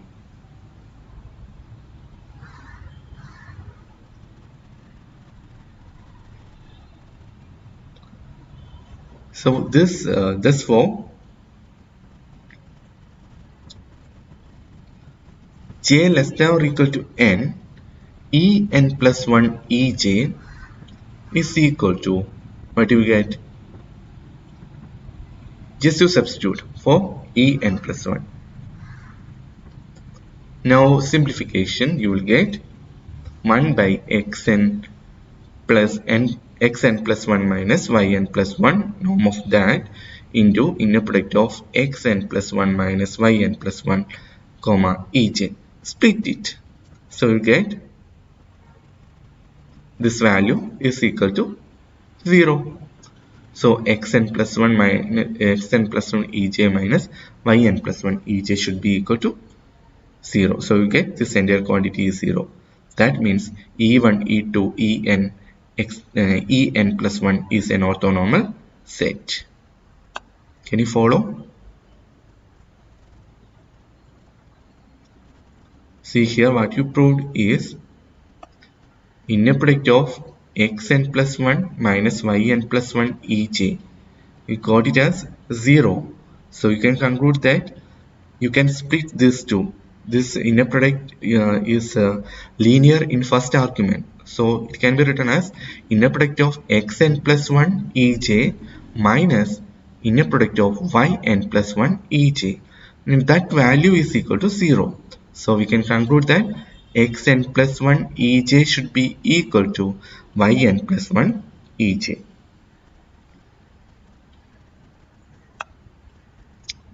So before itself, we want to split this. This quantity is equal to 0. It is not come from this quantity. This coming from this quantity only. Okay. This value is equal to 0. Then splitting, we will get xn plus 1 ej is equal to yn plus 1 ej. Now using that, we have proved that en plus 1 ej is equal to 0. That is, it is an orthonormal set. Also, span of E1, E2, etc. En plus 1 should be equal to span of x1, x2, etc. xn, en plus 1. Because up to now, up to xn and up to en, it is true. So I have replaced en plus 1 as en plus 1. Now see what is en plus 1? xn minus yn times. That means span of xn plus 1. Hence, the proof follows by mathematical induction.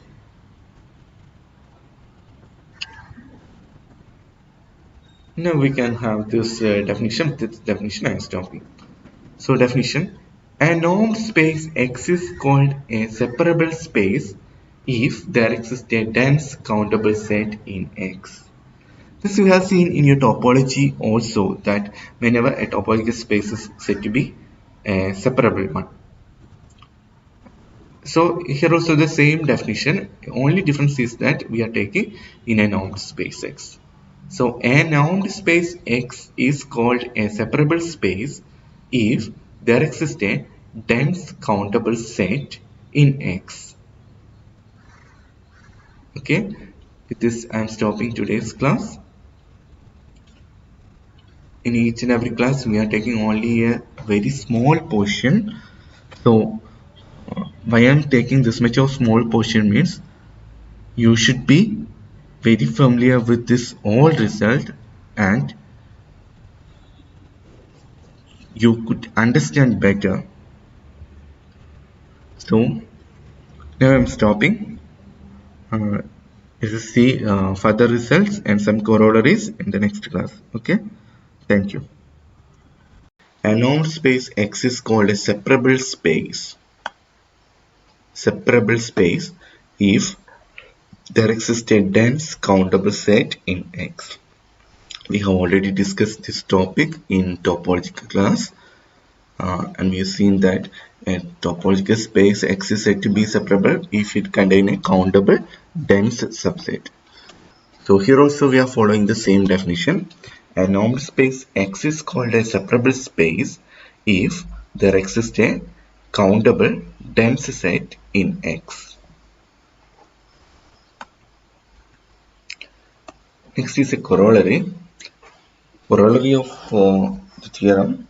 The theorem what we studied was the Gram-Schmidt orthogonalization process. Then the Hilbert space H is separable if and only if there exists a complete autonomous system EI where I greater than or equal to 1. That means we want to prove that a Hilbert space H is separable if there exists a complete autonomous system, and conversely, if there exists a complete autonomous system, the Hilbert space is separable. So let us see. First, suppose that H is separable, that is, the given Hilbert space is separable. Then there exists a countable dense subset y equal to yi from I greater than or equal to 1. Now from this dense subset, we will go for an independent set. Okay. Now choosing inductively, we can form a linearly independent subset xi I greater than or equal to 1. This is possible since first you select one element from yi. Now we take another element which is not in the span of the first element. And you can take a third element which is not in the span of the first two elements. This we have done in your linear algebra class. And if you go on like this, we will get a independent set. Okay. Subset xi I greater than or equal to 1 of y such that for every n the span xi from I equal to 1 to n is exactly the span of yi. Since we are taking from this element, span of this should be equal to span of yi. From yi is ranging from 1 to n for some n belongs to n. See, here we are dealing with an infinite set, but we have said about linearly independent everything in terms of finite sets. So only we are considering from 1 to n. Okay, for some n belongs to n. This means your xi I equal to 1 to n are chosen. We call xn plus 1 the first yi, where that means we are taking up to yn we have selected. Now we are finding one more term, that is xn plus 1. See here, when you are having yi from 1 to n means your xi is from I to n. So we are going for the next term, means it should be xn plus 1. So xn plus 1 means after this nn, the next term. Okay, so the first yi I greater than or equal to nn, which is linearly independent of xi from 1 to n. Now clearly span of xi is also dense in H. Why? Since span of xi is same as span of yi, and we have selected yi as a dense subset, so xi is also dense in H. Now suppose your given space is of finite dimension. That means if n is the dimension of H, it is finite. Then this procedure, what the procedure we have adopted for finding an independent collection of numbers. The procedure will stop after a finite number of steps. It's clear. Now, then with that we can produce a basis xi from 1 to n. However, it will continue infinitely if dimension of H equal to infinite. If that is the case, what we can do is, in both cases we can do Gram-Schmidt orthogonalization process. I said that it's a corollary of Gram-Schmidt orthogonalization. Even though the Gram-Schmidt orthogonalization is not given as a theorem, we can deal it as a theorem. That means if a collection of independent members of a space is given, from that independent set we can go for an orthonormal basis. So we are adopting the Gram-Schmidt orthogonalization procedure to the system xi, where I is greater than or equal to 1. That means we are dealing an infinite set. Then we get an orthonormal system ei, where ii I greater than or equal to, and which is complete. Complete, how can follow complete?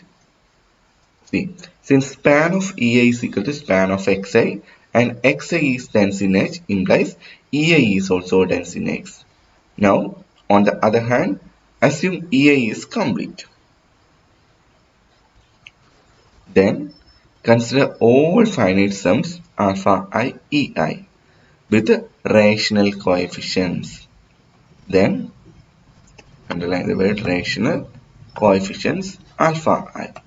Then this is a dense countable set in H.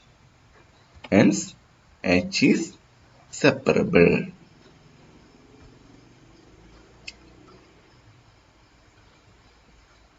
So we have proved that the corollary as, first we assume that say Hilbert space H is separable, and we have proved that this is a complete autonomous system, and reversely we have assumed that EI is a complete autonomous system. Then we have proved that the Hilbert space is separable.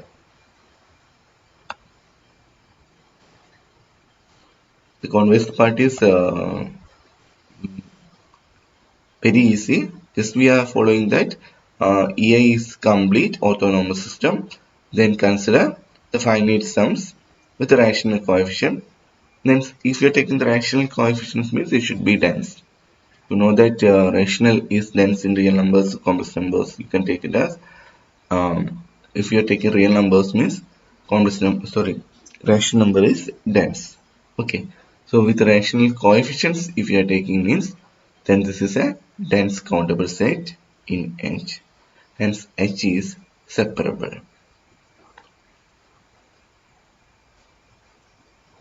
Next is a definition.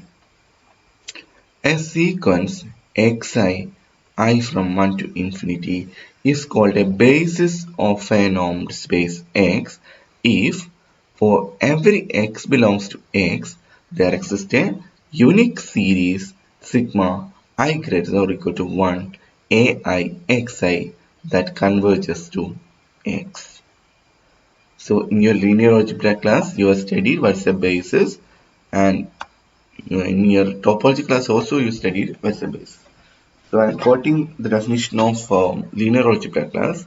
That is, we will say that this is a basis if the set of elements should be linearly independent and this should span the vector space. Okay. Here the basis definition is somewhat similar. So here we will define as a sequence. That means x1, x2, x3, etc. Since we are dealing with an infinite set, it's a sequence only we can say. Is called a basis of a normed space X if for every x belongs to X there exists a unique series that converges to X. Okay, so here means if the finite case means we can say that it's a linear combination.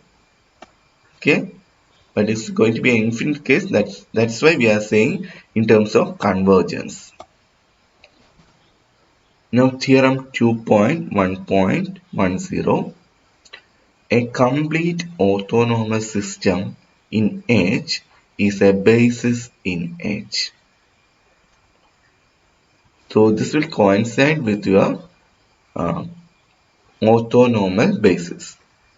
Okay, when you're taking in R2 or R3, we took 1 0 0, 1 0 1 0, 0 0 1. So that is going to be an orthonormal basis.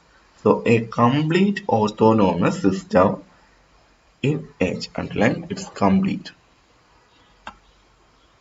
Autonomous system in H is a basis in H. So for every x belongs to H, we are proving it. If x belongs to H, we can use the Bessel's inequality. We will get sigma I equal to 1 to infinity. No modulus of inner product of x EI square is less than or equal to norm of x square, which is less than infinity. That means it is finite. So here we can ask a question. I haven't dealt with that. When will be the Bessel's inequality will be an equality? So I will leaving this for you to work. I repeat the question. When the Bessel's inequality will become an equality?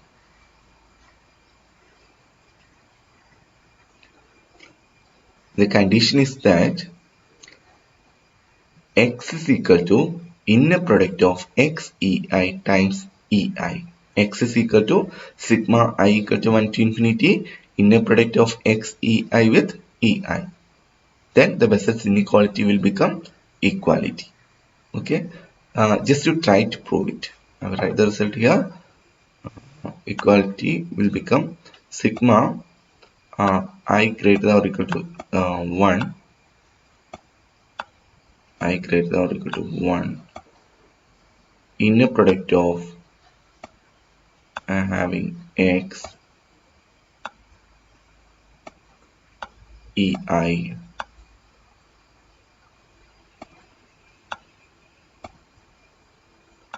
times ei.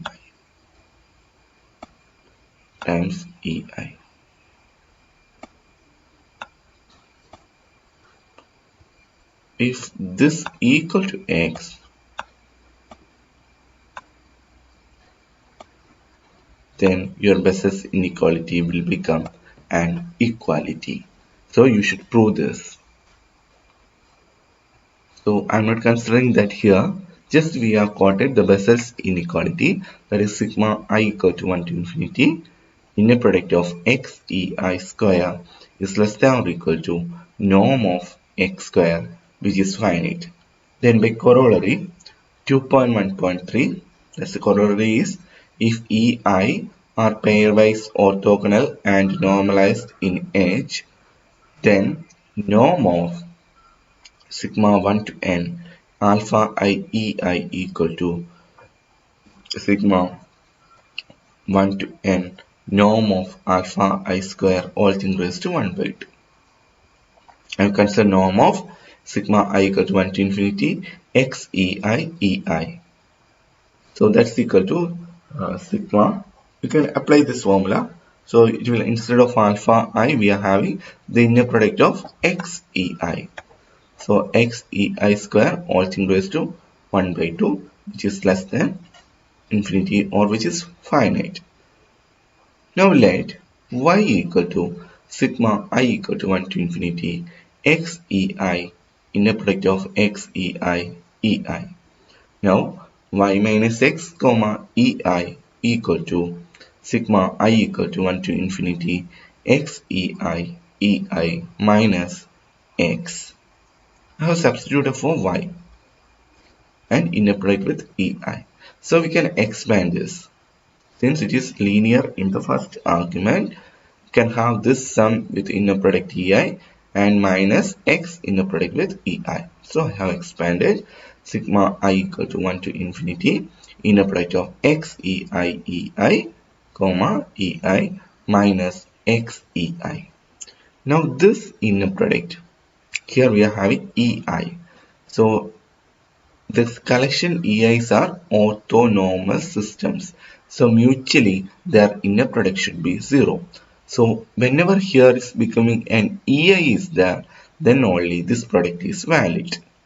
So I have written here, since EI inner product of EI EJ is equal to 0 for every I not equal to J. So here only one term will pertain, that is xei ei. With inner product ei you will get, so xei constant term then or scalar term into ei inner product with ei. Ei inner product with ei is norm of ei square, that is you will get it as 1. So only this constant term will be there. So xei minus here again xei. So what you are getting is 0. That is y minus x is orthogonal to every ei. That is y minus x is orthogonal to each ei. Now we can use our lemma 2.1.6. That lemma says that if Fi is a complete system in a Hilbert space H and X is orthogonal to Fi, then X equal to 0. Here we have got Y minus X is orthogonal to each Ei, and Ei is a complete system. It's given. Now we can conclude that Y minus X is equal to 0. So what we get is Y minus X equal to 0, or X is equal to Y. That means X is equal to, substitute for Y. Y is sigma I equal to 1 to infinity X Ei Ei. So what does this mean? This means we have got a representation. Now this representation of X is unique.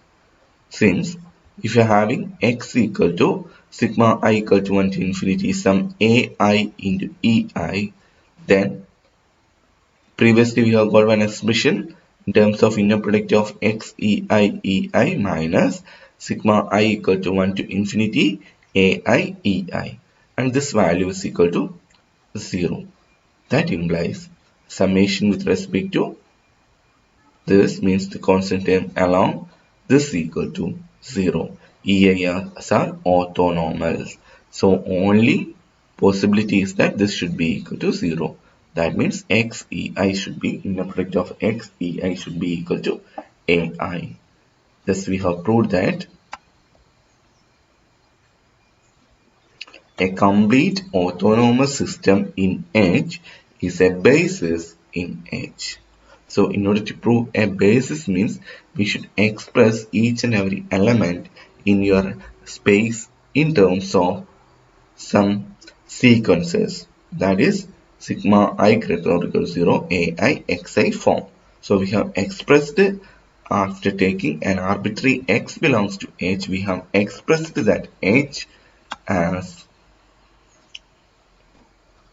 sigma I equal to 1 to infinity Xei into Ei form. So hence the proof. Today I am closing this session. Thank you for your patient listening. The corollary, continuation of your previous class, 2.19, 2.111 it is, every separable Hilbert space has an orthonormal basis. Every separable Hilbert space has an orthonormal basis.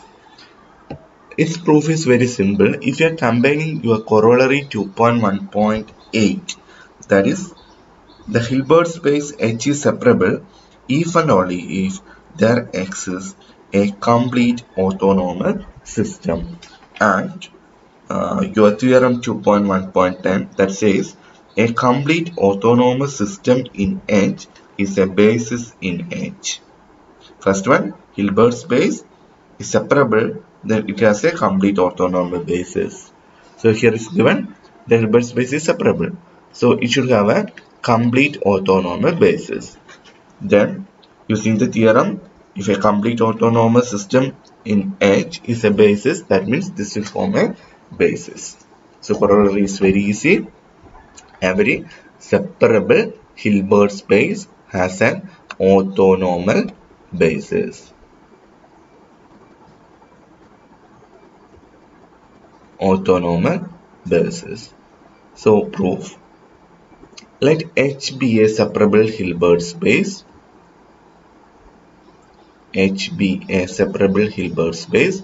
Then with corollary 2.18, there exists a complete orthonormal system. Now by theorem 2.1.10, this complete orthonormal system is a basis of H. Hence the corollary. Now we can go for some examples. Actually I am giving this as an example, but it can be asked as a problem by giving a system of like this should be given, and you are asked to find whether it will form a orthonormal basis or not. So the system 1 by root 2 pi e raised to int minus infinity to infinity is a orthonormal basis of L2 minus pi comma pi. So we want to prove that it is an orthonormal basis. So we want to prove this one is an orthonormal set plus its completeness. Then by previous corollary, if a complete orthonormal system is given, it will form a basis by theorem 2.1.10. So we can apply that. This example you have already seen in your orthonormal section, and we have proved that this is an orthonormal set. So here we will prove it is its completeness.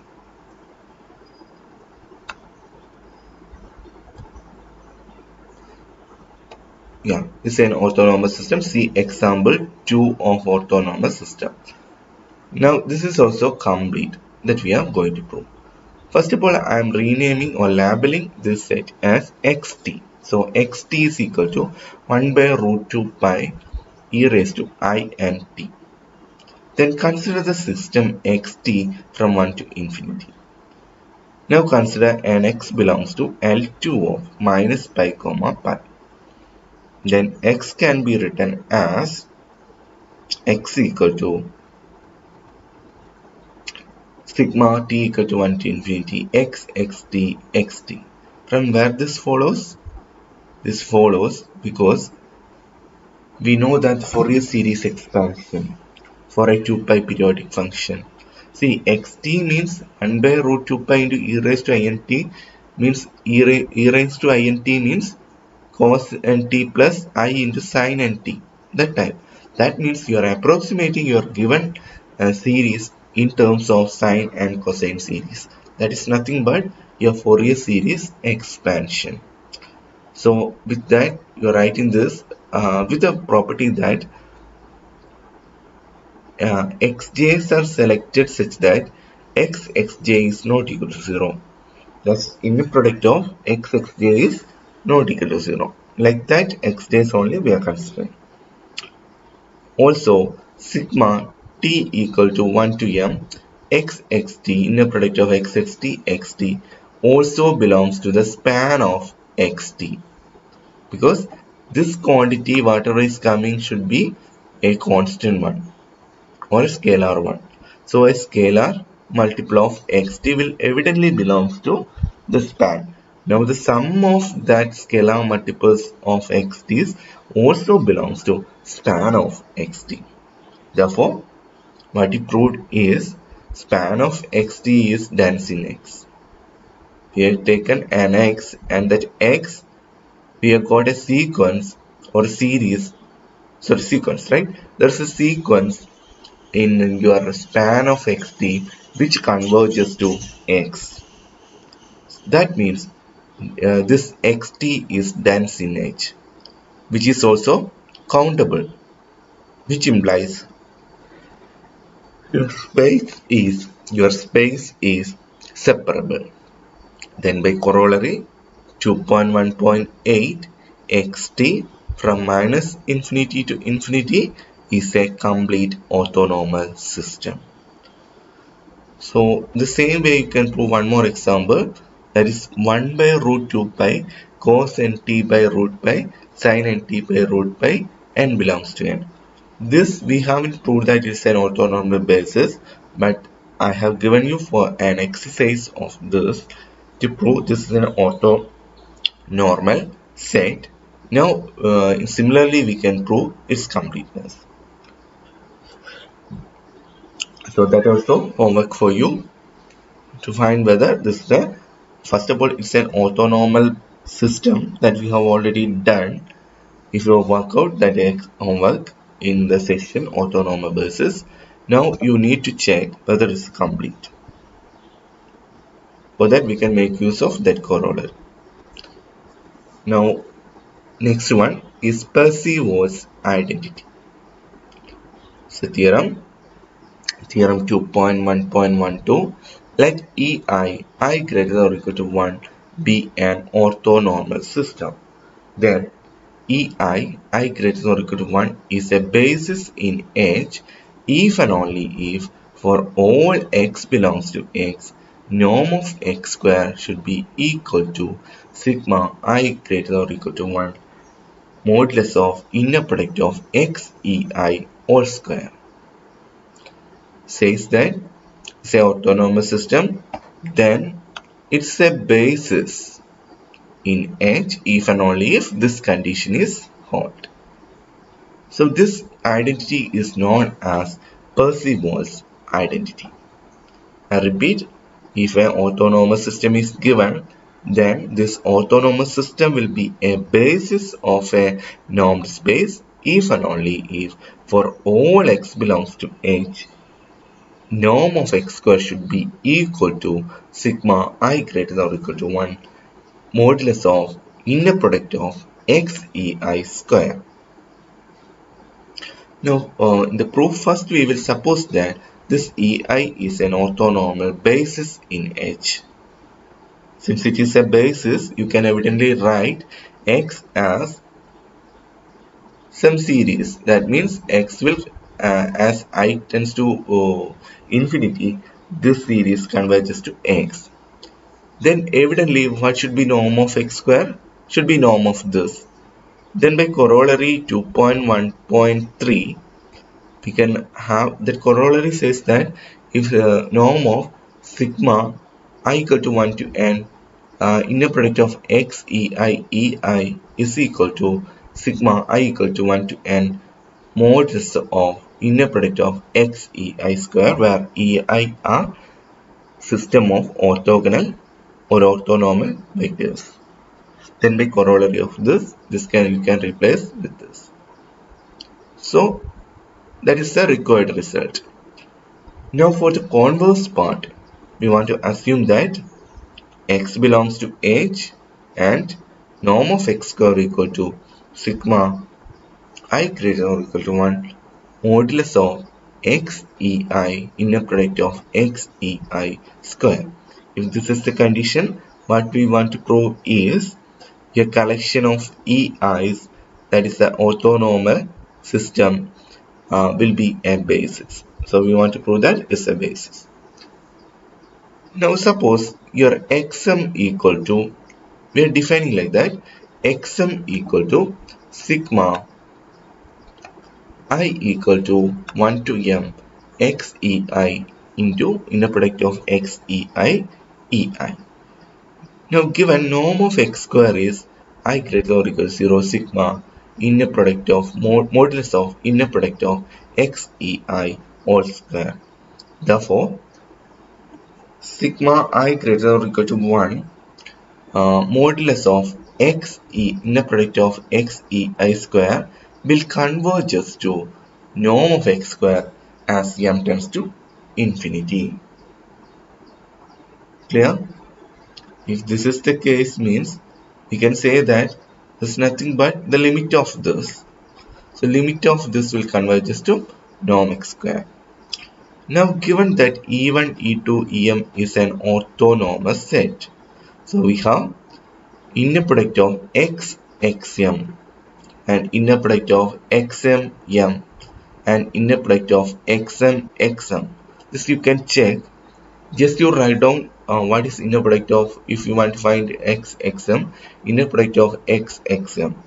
Substitute for xm, then use the conjugate linearity, then use linear in the first argument. Then evidently you get this equal to sigma n equal to 1 to m inner product of modulus of inner product of x en. Since I have written here n, I am using n, en square. Hence what you can conclude is 0 less than or equal to norm of x minus xm square. That means norm of x minus xm square means this inner product with the same time. So inner product of x minus xm comma x minus xm. So it will reduces as norm x square minus sigma n equal to 1 to m norm of x en square.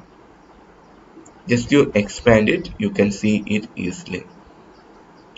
Then norm of x minus xm square is equal to, see, this square equal to norm x square minus this term. Call it as equation 1. Now as m tends to infinity, what about this RHS? RHS, this as constant, now this will become n equal to 1 to infinity. Now this is nothing but, as per our assumption, it is norm of x square. See, we have seen it is norm of x square. Yeah, see, we have assumed this. This we have assumed. So when m tends to infinity, RHS of your equation 1 will converges to 0. So what does this mean? That means norm of x minus xm converges to 0 as m tends to infinity. That is x equal to limit m tends to infinity of xm. But xm was, see, this was your xm. So this should be equal to sigma I greater or equal to 1 xei into ei. So what we proved? X equal to this. That means this collection ei will form a basis. Since we have took an x from your edge and you have expressed that edge as sum of a sequence. So from this you have proved the Parseval's identity. Okay, if you are having any doubt, means please find time to ask. I am closing today's session. Thank you for your patient listening. Thank you. So here is the remark. The remark says that if in your Parseval's inequality in the above theorem means Parseval's identity. We have used the idea that to prove the converse, norm of x minus xm is equal to norm of x square minus summation n equal to 1 to m inner product of xem its modulus square. Now this is true for a single x. Suppose it is true for a single x.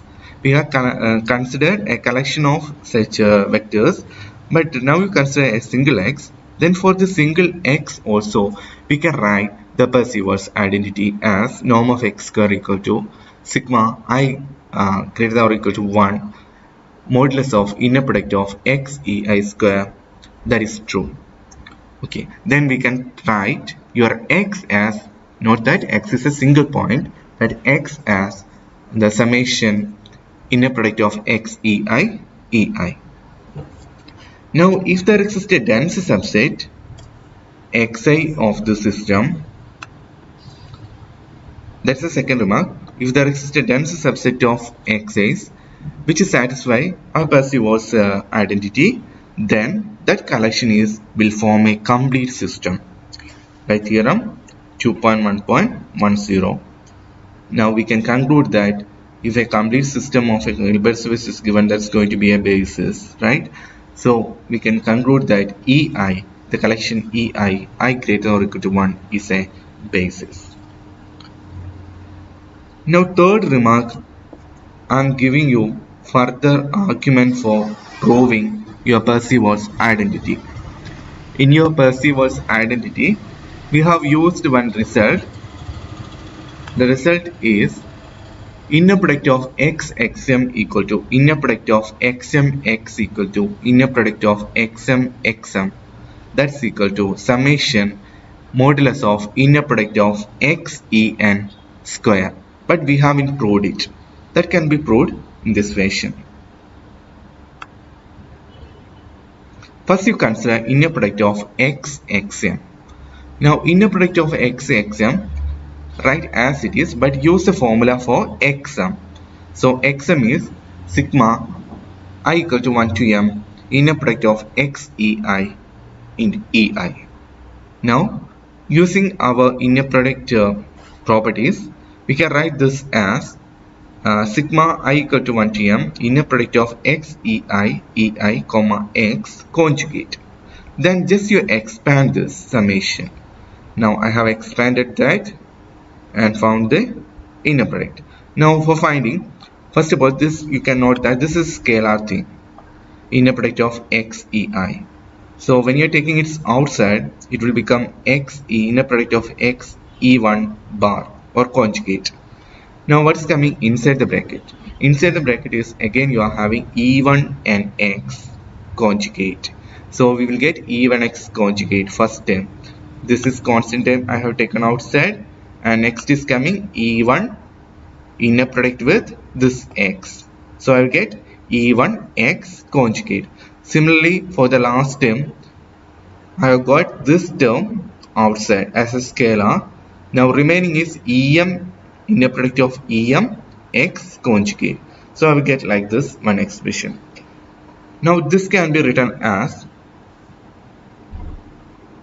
inner product of x e1 conjugate into inner product of e1 x conjugate, that is z bar form, that should be equal to modulus of inner product of x e1 square plus extra plus modulus of inner product of x is a mistake xem it is, last term is em, right? xem all square. Now this is nothing but the summation modulus of inner product of xei all square. So we have proved in terms of xm. Now similarly we can prove for xmx also. Only thing is that the conjugate will not appear. Now for xm, for this first we write the expression for xm. So it's a summation notation in summation x inner product of xei ei, and this also summation inner product of xei ei. You expand this first term. So first term will give you inner product of x e1 plus etc plus 1 plus is here etc plus inner product of x em.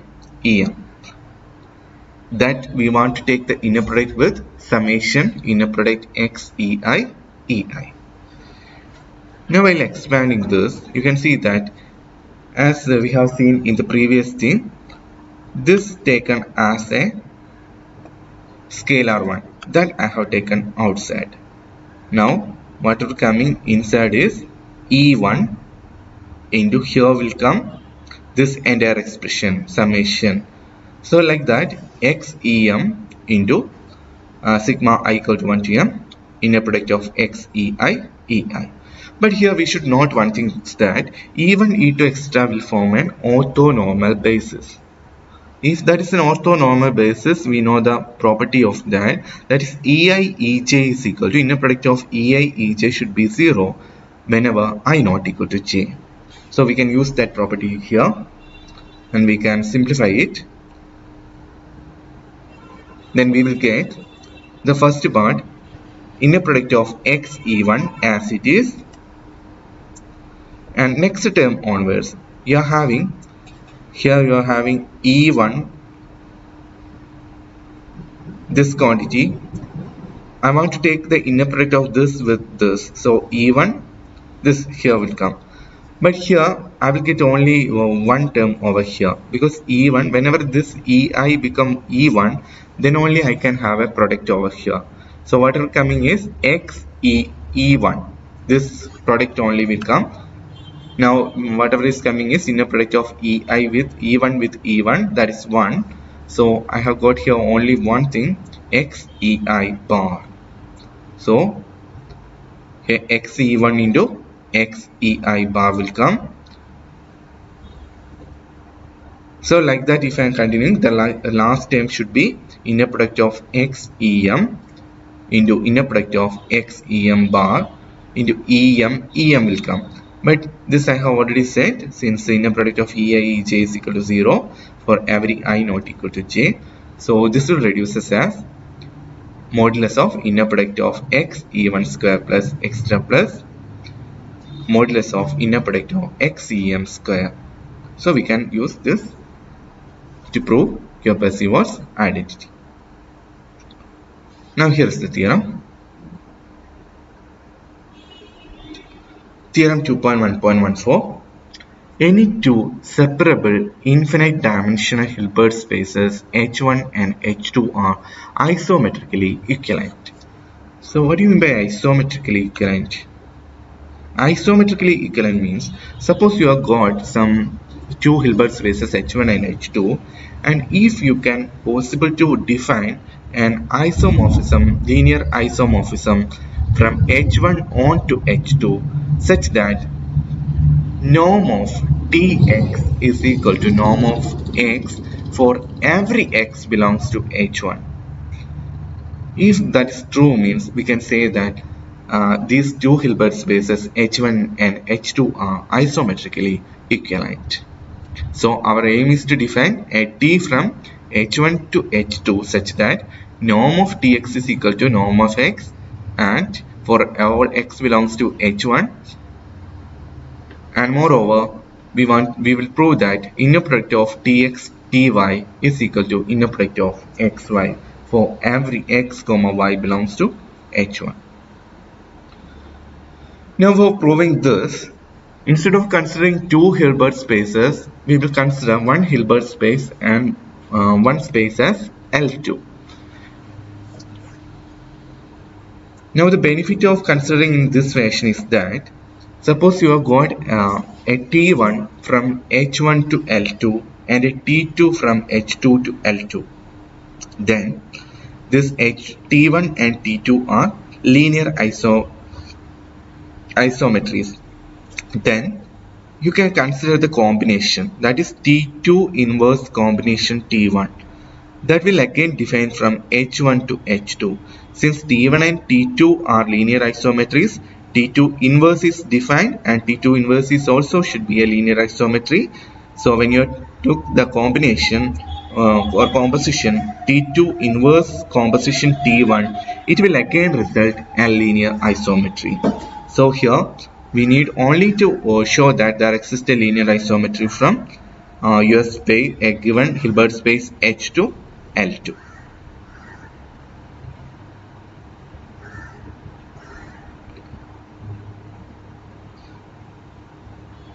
So consider an orthonormal basis Fi of the given Hilbert space H. Now for any x belongs to H, okay, before that, for proving linear isometry, we want to prove that first of all we want to define a map, then we want to prove the map is 1 1 onto linear, and for an isometry means norm of that Tx should be equal to norm of x. This much of thing we want to prove. So first I am considering the Hilbert space H, and I will take an element x belongs to H. Then we have assumed that Fi is an orthonormal basis. So this x can be expressed as summation inner product of x Fi Fi. Now we consider what is norm of this x square. So norm of this x means we will have norm of summation inner product of x Fi into Fi all square. And this by previous corollary can be written as sigma I equal to 1 to infinity modulus of inner product of x Fi square. Call this as your equation 1. Now we will consider the natural basis of L2. L2 means it is a space of sequences with the conditions that sigma, if xi's are going to be our sequence space, then sigma I equal to 1 to infinity modulus of xa raised to 2 is less than infinity, or it is finite. If you consider that one, we will call that as L2 space. Now we can define its basis. We have considered its basis. Its basis means it's nothing but just like in R2 and R3 we have considered 0 1 1, sorry 1 0 0, 0 1 0 and 0 0 1. So in the same way we can go for an infinite tuples, something like 1 0 0 0 0, that's E1. Then E2 means 0 1 0 0 0 0, like that you can consider. So that is going to be our natural basis of L2. Now define T of Fi is equal to Ei. Since in your linear algebra class we have studied that for defining an linear transformation, if you are having the image of basis of one space, that linear transformation is evidently defined. So here we have defined T of Fi equal to Ei. Remember, Fi means the base elements of the given Hilbert space H, and Ei means the natural basis of L2. Now we will find what is T of X. T of X means X can be written as the summation inner product of X Fi type. Now we want to take T of this thing. T of this means this much of thing can be taken as a scalar 1, and T will act on only on the vector part. So it will become T of Fi, that is T of Fi we have defined as Ei. So T of X is defined as summation 1 to infinity inner product of X Fi Ei. Now we will prove that it is linear. For that we want to take T of X plus Y. T of X plus Y is equal to summation inner product of X plus Y with Fi with Ei. So this you have already done so much of operations going to be linear what has to be done. So here I am not explaining it. Next what we have to do is we want to use the linearity of first argument condition. That means inner product of X Fi into Ei plus summation inner product of Y Fi Ei. Now this quantity will reduce as T of X, and this one will reduce as T of Y. Sorry, it is Y. Okay, which implies T is linear. Similarly, we can prove that T of alpha X is equal to alpha into Tx. So T is linear. So instead of writing here, so T is linear. Next we will prove that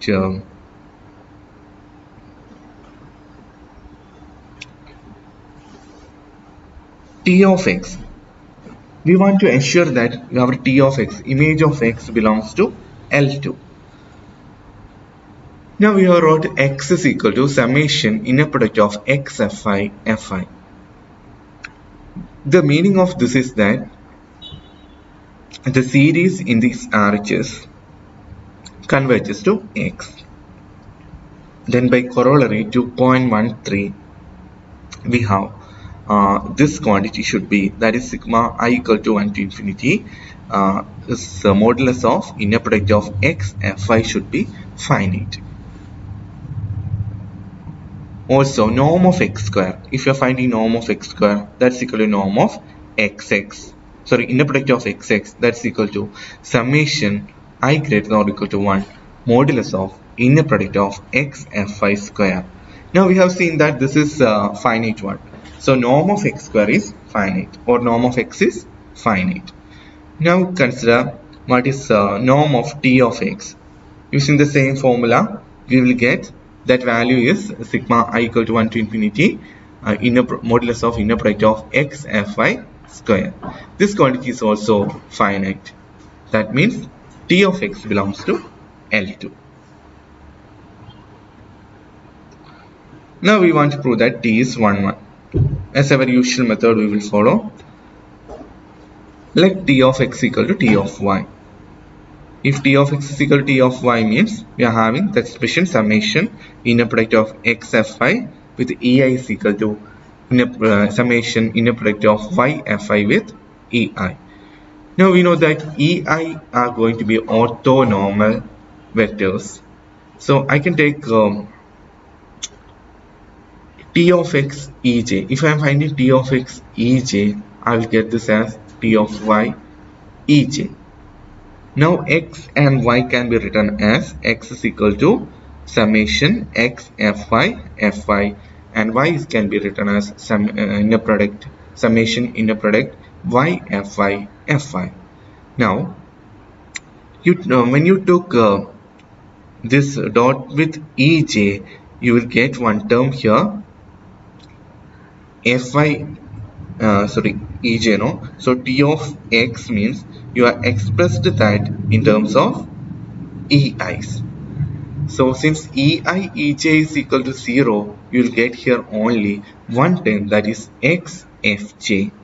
So X Fj should be equal to, see, when you take this is this, its product with Ej. Ej means it will result an element if and only if this Ei is equal to Ej. Now Ei is equal to Ej means here you will get Fj. So I will have a inner product of x Fj is equal to, same way here I will get y Fj. You see now x Fj is equal to y Fj. You have defined your x as x Fj, and now these constants are going to be the same. So what is the meaning of that? It means that your x is equal to y, nothing else. You took dot product with Ej both sides. Now whatever you are getting is only one term over here is equal to this term over here, but you have defined your x as inner product of x Fi, summation of inner product of x Fi, and y as summation inner product of y Fi. Now these two scalars are the same, means we will get x and y are the same. So we will get x equal to 1, which implies our t is 1, 1. Now also t is onto. For proving that, what we have to consider is, you consider an L. In L2 you consider a y. Then y can be written as y equal to sigma I equal to 1 to infinity some k I e I. This can also written in this fashion also, but I am taking in this fashion. Okay. Now we can take y dash belongs to H such that you take y dash is equal to with the same scalars. Ki means ki Fi.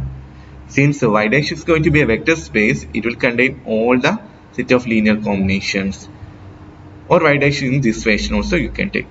Now what should be t of y dash? If you are finding t of y dash, we will exactly get it as y.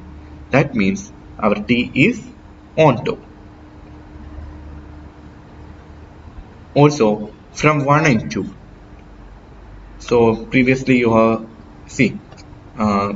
previously we have found it out what is norm of x and norm of tx. Both we have found it out. Yeah, this is equation 1, norm of x square, that you got it as sigma modulus of inner product of x Fi square, and in equation 2, yeah, norm of tx all square, that you got it as the same value. So from these two equations, from 1 and 2, what we can conclude is norm of tx is equal to norm of x for every x belongs to x, which implies this t is a linear isometry from H on to L2. So we have proved that t is a linear isometry. Now we want to prove that inner product of tx ty is equal to inner product of xy. Consider inner product of tx ty. Use the definition. Now this can be written as, see, since ei's are, there's a result. I have given the result at the end of this. Yeah, this is the result. If ei's are orthonormal bases of Hilbert space H, and x is equal to sigma I greater or equal to 1 ai ei, and y equal to sigma I greater or equal to 1 bi ei, then inner product of xy is same as summation I greater or equal to 1 ai bi conjugate. Now we can make use of that here, since your ei's will become an orthonormal basis. So this can be written as summation I equal to 1 to infinity x Fi into y Fi conjugate. Now here also, when you are finding the inner product of xy, you will get x Fi into Fi. Here also y Fi, but Fi is again going to be orthonormal base elements. So this can, again using the formula, can be written as summation I equal to 1 to infinity x Fi into inner product of y Fi conjugate. Now RHS are the same. In two equations, RHS are going to be the same. So what we can conclude is inner product of dx dy in L2 is same as inner product of xy at H. And this result we have already used.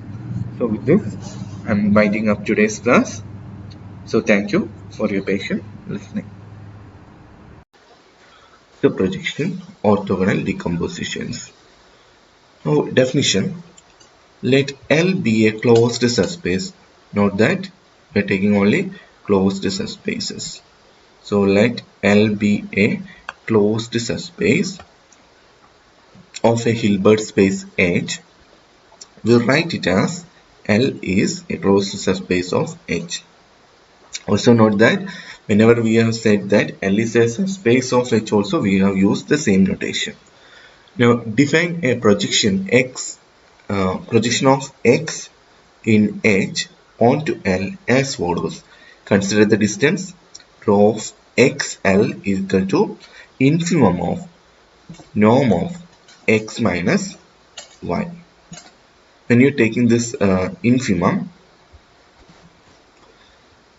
if there exists an element y in L such that rho of xl is equal to norm of x minus y, that is the infimum is achieved, then we write y is equal to rho lx, and we call this y a projection of x onto L.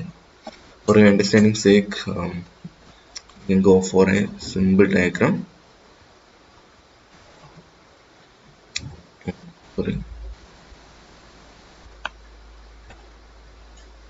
Going for a diagram. Suppose you have got an Hilbert space. Your Hilbert space is something like this. Okay, I don't know will it form a Hilbert space or not, I don't know, but just for the time's sake or for your understanding sake only, I'm saying just you consider something like this. Now suppose this is a Hilbert space. Now I want to have a closed subspace of it.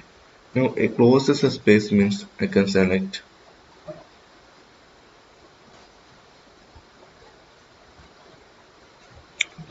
suppose I have a closed subspace, something over here.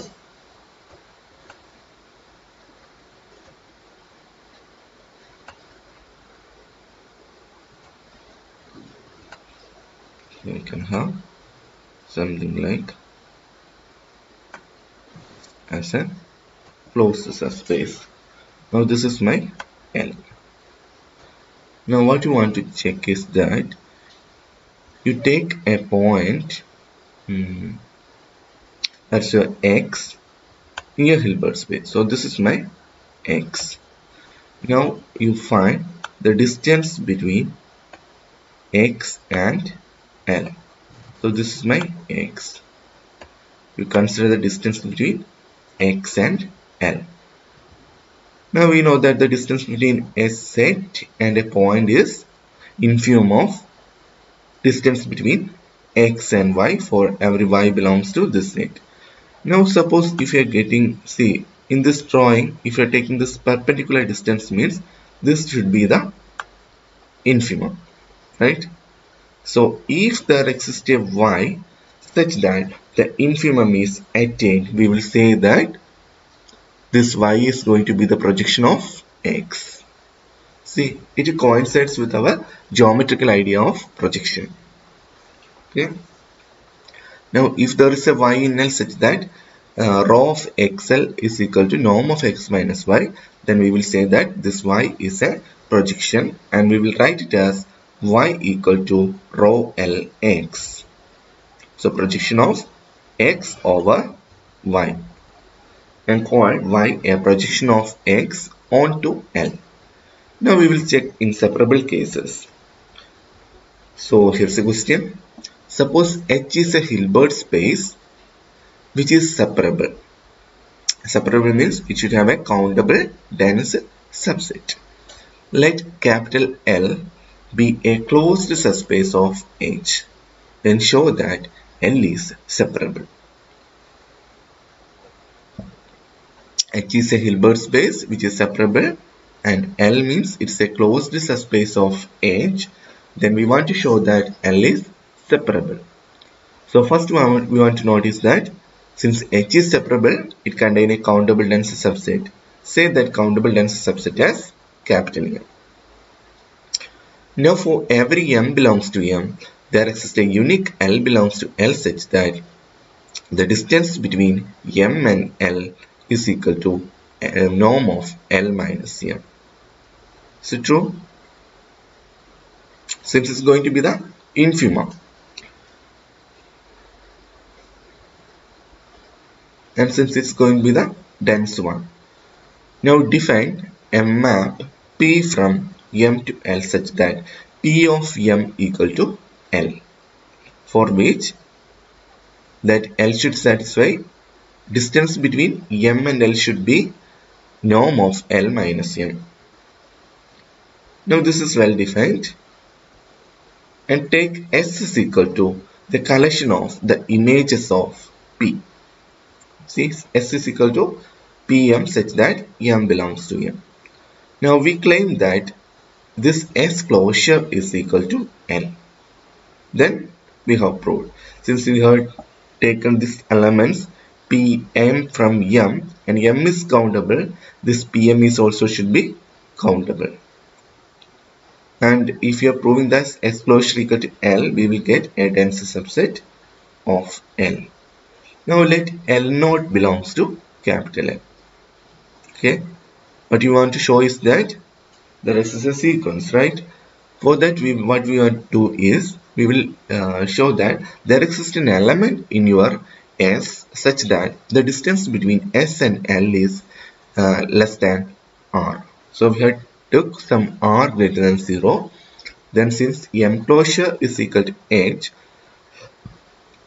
there exists M naught belongs to M such that norm of M naught minus L naught is less than R. You see the denseness of M. Now corresponding to M naught, we can find a P of M naught which belongs to S such that norm of M naught minus L, but L means P of M naught. So it should be so this should be equal to, which is less than or equal to M naught minus L naught, and this value is less than R. We have already seen. So what is mean is that S closure is equal to L.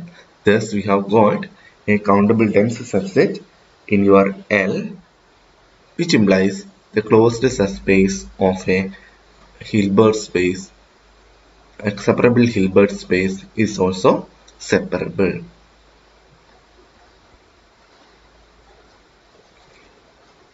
Now let H be a Hilbert space and L be a closed subspace of H.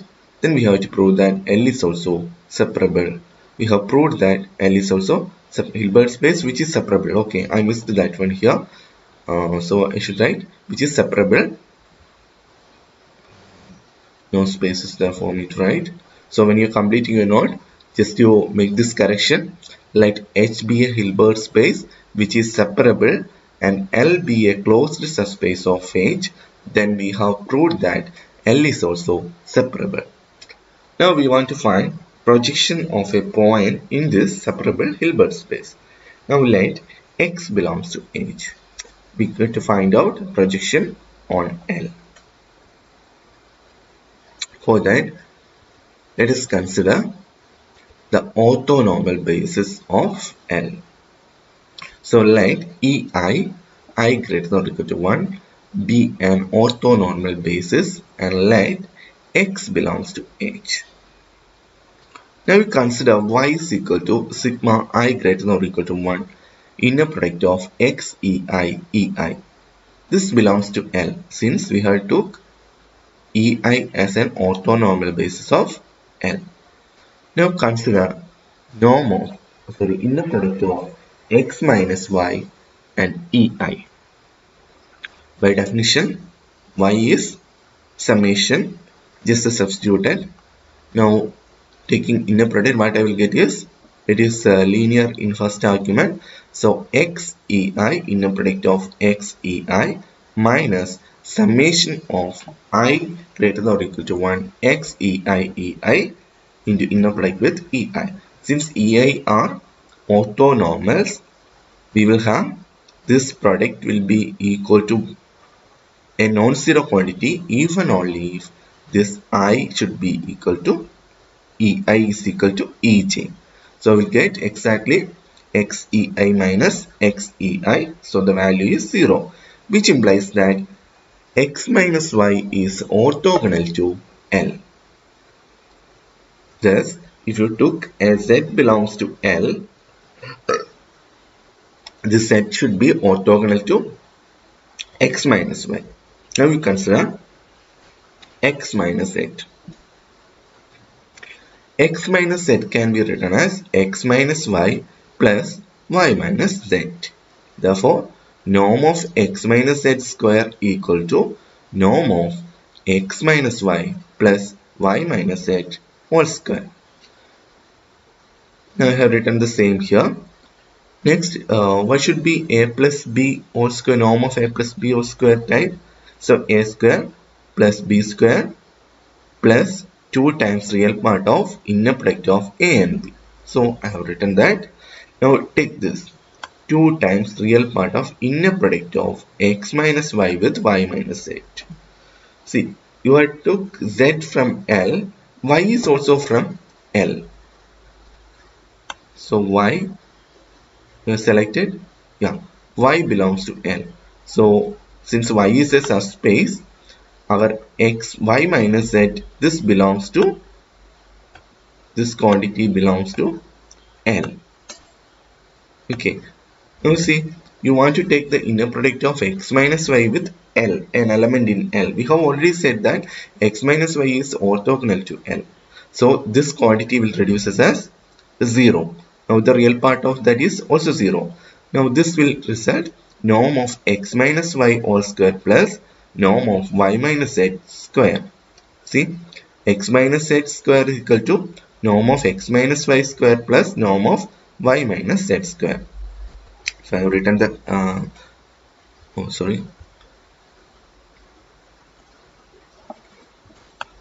have wrote the reason also.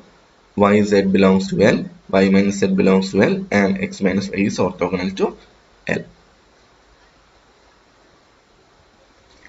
Thus, we will conclude that infimum of x minus z such that z belongs to L is equal to x minus y, norm of x minus y. This follows from this condition. Took this. We want to take infimum of this. So that's equal to infimum of this plus infimum of this will come. But this quantity belongs to L. We are taking from L only. So the possibility of getting infimum means this quantity should be zeros. So this will reduce us as infimum of this equal to infimum of x minus y. Thus we will get infimum of x minus z such that z belongs to L equal to x minus y. And we conclude that now this y is going to be the projection of x onto L. So y can be written as PLX. Now such a y is unique. Since we have expressed your y as in this fashion, we have seen many times that such an expression is unique. Since we have used our orthonormal basis to represent y, such a representation should be unique. Now we will see what will happen in a convex set. The distance from a point to a convex set.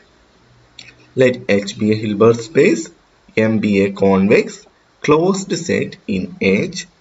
Let rho of xm be the distance of x to the set M. Now proposition 2.2.1. there exists a unique y belongs to M such that rho of xm equal to norm of x minus y. That is, the distance is achieved at a unique element y belongs to M. See, this is also applicable for this proposition, that is H is a Hilbert space, M is a closed convex set in H, and rho xm is equal to norm of x minus y. This y is unique. There exists a y such that rho of xm equal to norm of x minus y, and such a y is unique. That only we want to prove. Today's class we will prove only this outline only. Then the next day we will prove the entire theorem. So prove starting. Let yn belongs to M and x minus ym converges to rho of xm, that is equal to d. Such a sequence exists since what is our d? D is defined as infimum of w belongs to M, norm of x minus w. Now next class we will prove that this yn is a Cauchy sequence, and the Cauchy sequence means it converges. We will prove it's a Cauchy sequence by using our parallelogram law. Then after proving the Cauchy sequence, we will get limit of such a sequence, and we will say that that is going to be the projection of x on this convex set.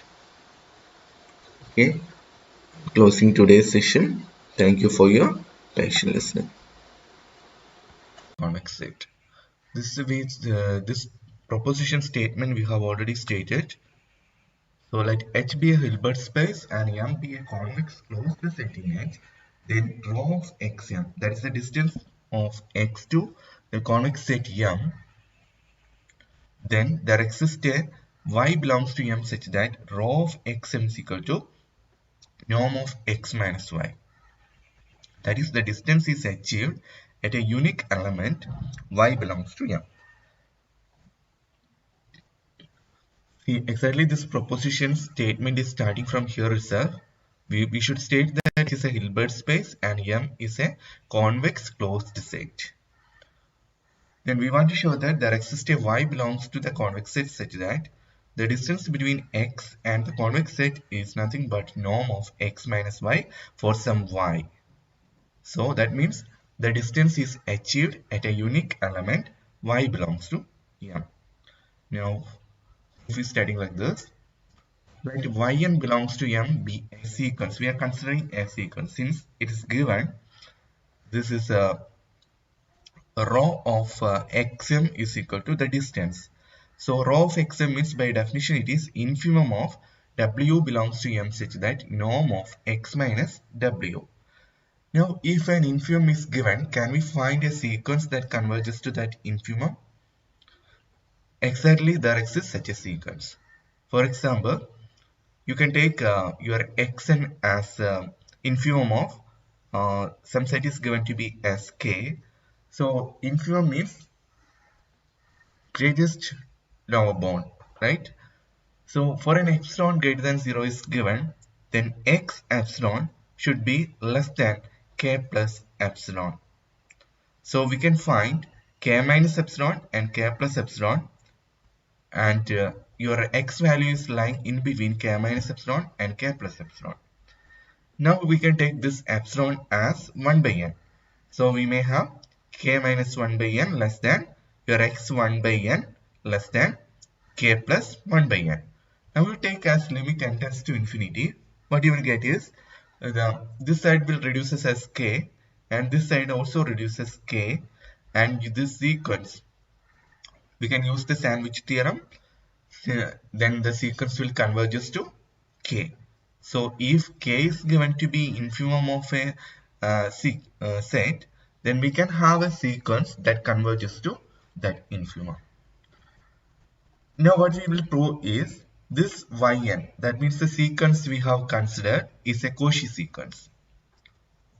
For that we will use our parallelogram law. What was the parallelogram law? is given as norm of p plus q square plus norm of p minus q square is equal to 2 times norm p square plus norm q square. Now purposefully I have replaced x and y in this parallelogram law statement, since I want to substitute for p is equal to x minus yn and q is equal to x minus ym. Now if I am substituting like this, what should be my p plus q? Exactly, p plus q should be equal to 2x minus yn minus ym, and p minus q is ym minus yn.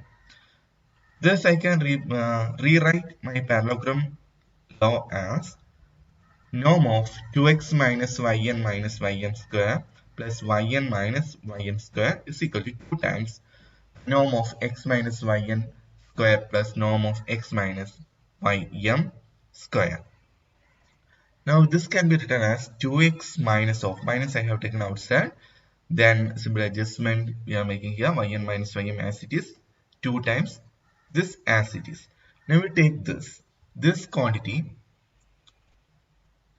If we are taking this quantity, suppose I am having this 2 here. Since yn and ym belongs to my convex set, and yn plus ym is again belongs to my convex set. By definition, we can take 1 by 2 yn plus 1 by 2 ym. Now lambda is 1 by 2. So 1 minus lambda is also 1 by 2. By definition of convex set, that's a member in our convex set. So call that as equation 2. Now yn and ym belongs to m, and m is convex, which implies yn plus ym by 2 is also belongs to our convex set. Let us say this quantity as some y dash. Now we consider limit n comma m tends to infinity 2 times of norm of x minus yn square plus x minus ym square. Now this is norm of x minus yn means yn belongs to m, and this ym also belongs to m. We have already assigned that it's going to be the infimum value. That means the infimum we have denoted as d. So this quantity will converges to 2 times this also d square, this also d square, so 2d square. So altogether we will get this entire quantity will converges to 4d square. Clear? Call this as your inequality or the equation A. Now we consider the other side of this equation, that is, now as limit n comma m converges to 0, 4 times norm of x minus y dash square, that means this quantity you are considering. This quantity only you are considering. Now as n comma m tends to 0, this will become 4d square plus limit m comma n tends to infinity norm of yn minus ym square. Now call this equation as B. Now consider the equations, equation 2a and b. So these together, what will implies? This together implies that the right hand side is going to be 4d square and left hand side is going to be 4d square plus something. So for that something should be equal to 0. That means limit n tends to infinity norm of ym minus yn tends to 0. That means there exists some y belongs to, there exists some y such that limit of this equal to y. Since the Cauchy sequence converges, we will have y is equal to the limit of this Cauchy sequence. Now this limit belongs to m, since it is given that m is a closed convex set. So we have this y belongs to m, and this y is unique. The uniqueness can be proved in this way. In your textbook is given on another way. Read that, and whichever is convenient for you, adopt the method. Okay. Suppose there exists 2 points y and z and y not equal to z, where the distance is achieved. Then we can apply the same parallelogram law for x minus y and x minus z. See, for x minus y and x minus z. So what you will get is this side 4d square, this side also 4d square, plus limit you will get norm of y minus z. So limit of that y minus z should be equal to 0, which implies z equal to y. This is a contradiction. So we have assumed that y not equal to z. What you have got is y equal to z. So which is a contradiction. So if such a y is existing, that y should be unique.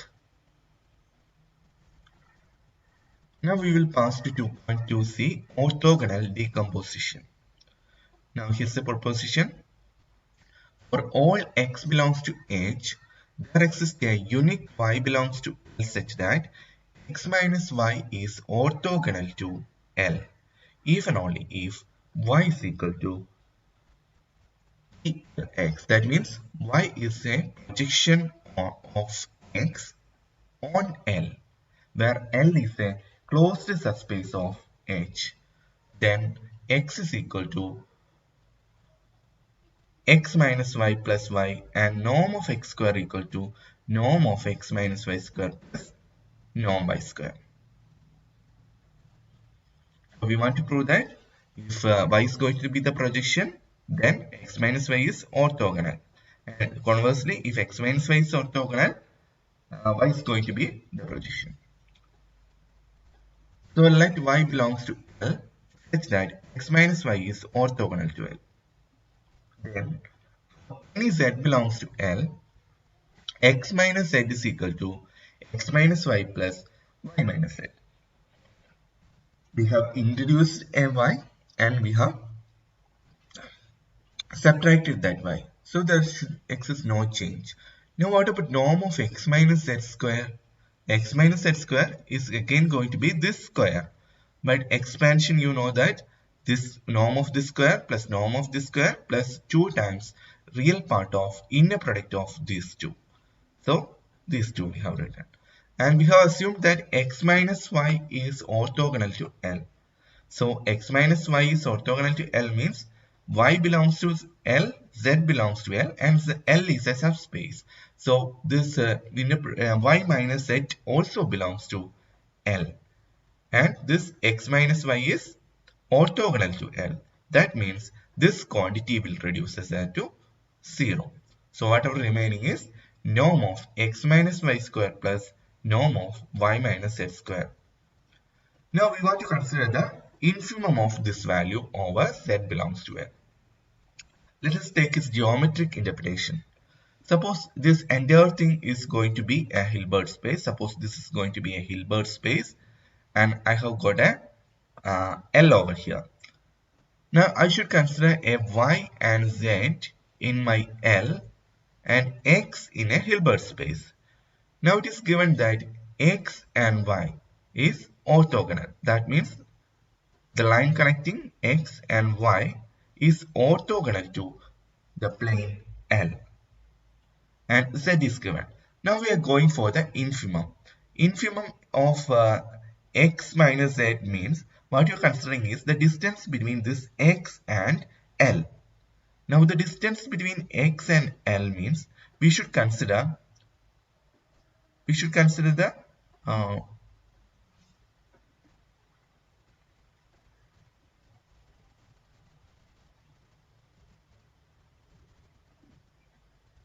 unnecessarily I have drawn one here, so I want to remove that. That's why. Okay. Now we want to consider infimum means this set is running for all these L values so that the distance should be the minimum. That means this xy is going to be the infimum. So you get that quantity. That quantity means norm of x minus y. So infimum of norm of x minus z, z belongs to L, which reduces as norm of x minus y. So we have proved one part. That distance we can call it as norm of x minus y, and it is unique for all z belongs to L. Okay, that we have shown by Pythagorean theorem and all. This is going to be orthogonal. This angle should be equal to 90 degree. Right? Can you follow? This angle should be equal to 90 degree, and this has some additional values is given. Now in form of norms x minus z square, z belongs to y is less than or equal to x minus z square. So there is only one such value. Okay. See, these are going to be some additional conditions are given. So if you're skipping this also, no problem. Now to prove the converse, that is, some y belongs to L is a projection PLX. Consider z belongs to L. What we want to prove is xy is orthogonal, that we want to prove. Sorry, x minus y is orthogonal to L, that we want to prove. So we are considering one z. We want to prove that the inner product of x minus y with z is 0. Now consider norm of x minus y square, which is less than or equal to norm of x minus y plus lambda z square. See here in your textbook also it's given just lambda, and it has not mentioned that lambda is going to be positive. So for the better sake we can take lambda to be positive, but after that they have given the real part, lambda is substituting some value they have given. So let us assume that x minus y plus lambda z is, or y plus lambda z is greater than y. Okay, so assuming that fashion, now this is equal to norm of x minus y. So norm of x minus y plus lambda z square. Again using the square idea, you will get x norm of x minus y square minus 2 times real part of x minus y, inner product of x minus y with lambda z plus norm of lambda z square. So that can be written as modulus of lambda square plus norm of z square. Now see here, this is norm of x minus y square. This is also norm of x minus y square. So taking one side, you will get 0. So 0 less than or equal to whatever remaining is, this has gone. So 0 less than or equal to 0 is equal to minus 2. Oh, I have written this. Yeah, 0 less than or equal to minus 2 real part of inner product of x minus y with lambda z plus modulus of lambda square into norm of z square. That is 2 times real part of inner product of x minus y with lambda z is less than or equal to mod lambda square plus norm of z square. Now we can take the value lambda is equal to t into inner product of z comma x minus y conjugate for t belongs to R. Then the equation 1 become, just I have substituted that. Now let us examine what is this inner product. That is this inner product. That is inner product of this one. See, inner product. When we consider this inner product, this is equal to t into, I have used the conjugate linearity. Then it can be reduced as t into modulus of z comma x minus y square. So real part means only this will come. Everything is real. So equation 2 becomes 2t into modulus of inner product of z comma x minus y square is less than or equal to t square into norm of z comma x minus y square into norm z for all t belongs to R. Now let us assume that t is tending to 0. So t is tending to 0 means t not equal to 0. You can cancel one t over here, and whatever remaining is this. Now as limit t tends to 0, here no t terms, so there may not exist any change in this quantity, but here as t tends to 0, this will become 0. So what you got is this modulus of norm of something is less than 0. That means this modulus value converges to 0. That means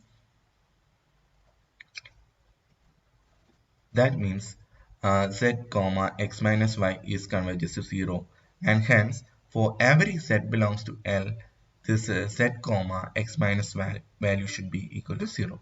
That means z is orthogonal to x minus y. See, in your theorem we want to prove two more things. That is, one thing is obvious, that is x is equal to x minus y plus y. It's obvious. Next is x square is equal to x minus y square plus y square. This I am leaving for you to prove. We want to prove that this thing. This I am leaving for you to prove norm x square is equal to norm of x minus y square plus norm y square. Okay. Thank you for your patient listening. Thank you. There exists a unique y belongs to y such that x minus y is orthogonal to L if and only if y is equal to PLX. That is, means we will say that x is the projection, y is the projection of x on L, where L is a closed subspace of H. Then x can be written as x minus y plus y. This we have already proved. Now I will ask you to find whether this inequality is holding or not. That is, norm of x square equal to norm of x minus y square plus norm of y square. I think all you have done this. Just we can check how we can do it.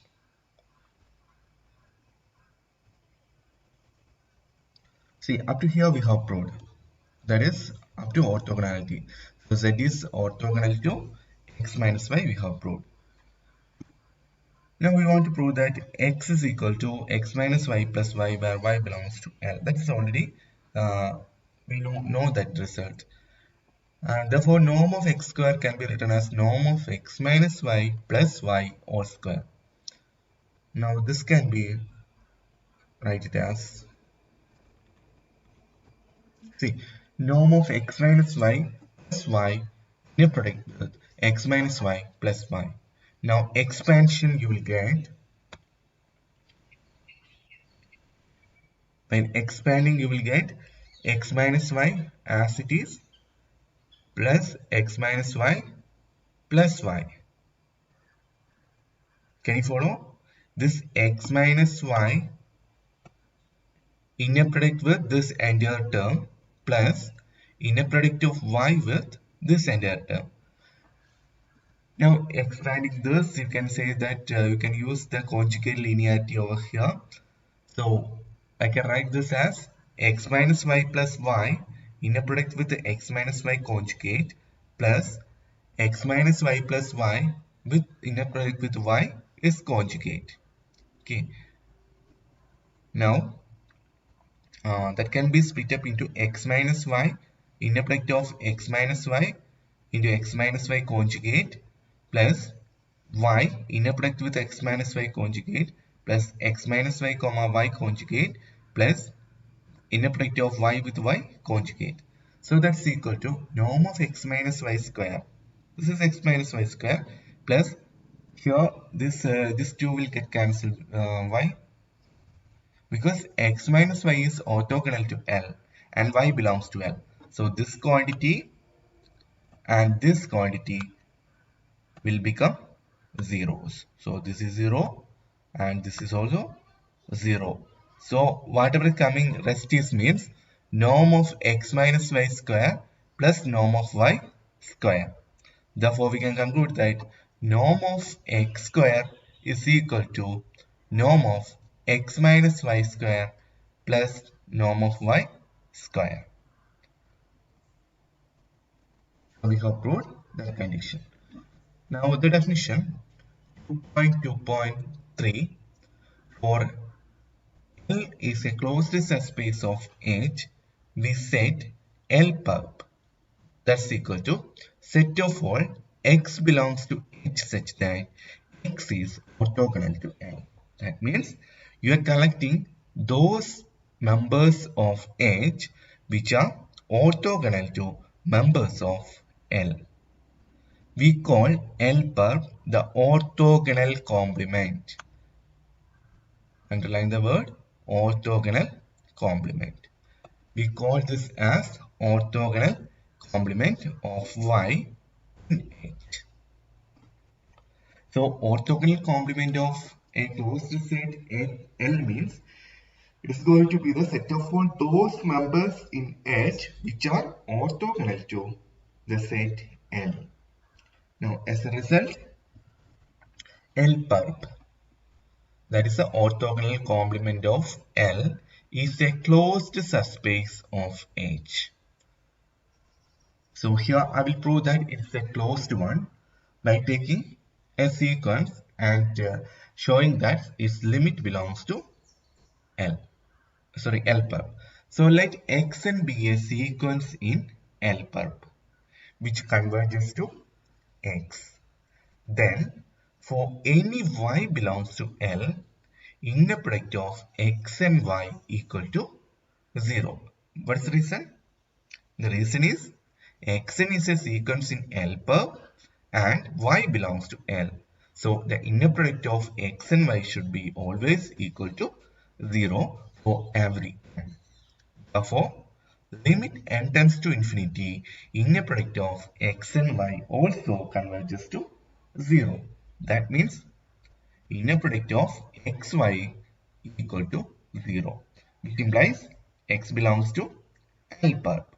So we can conclude that L perp is a closed subspace of H.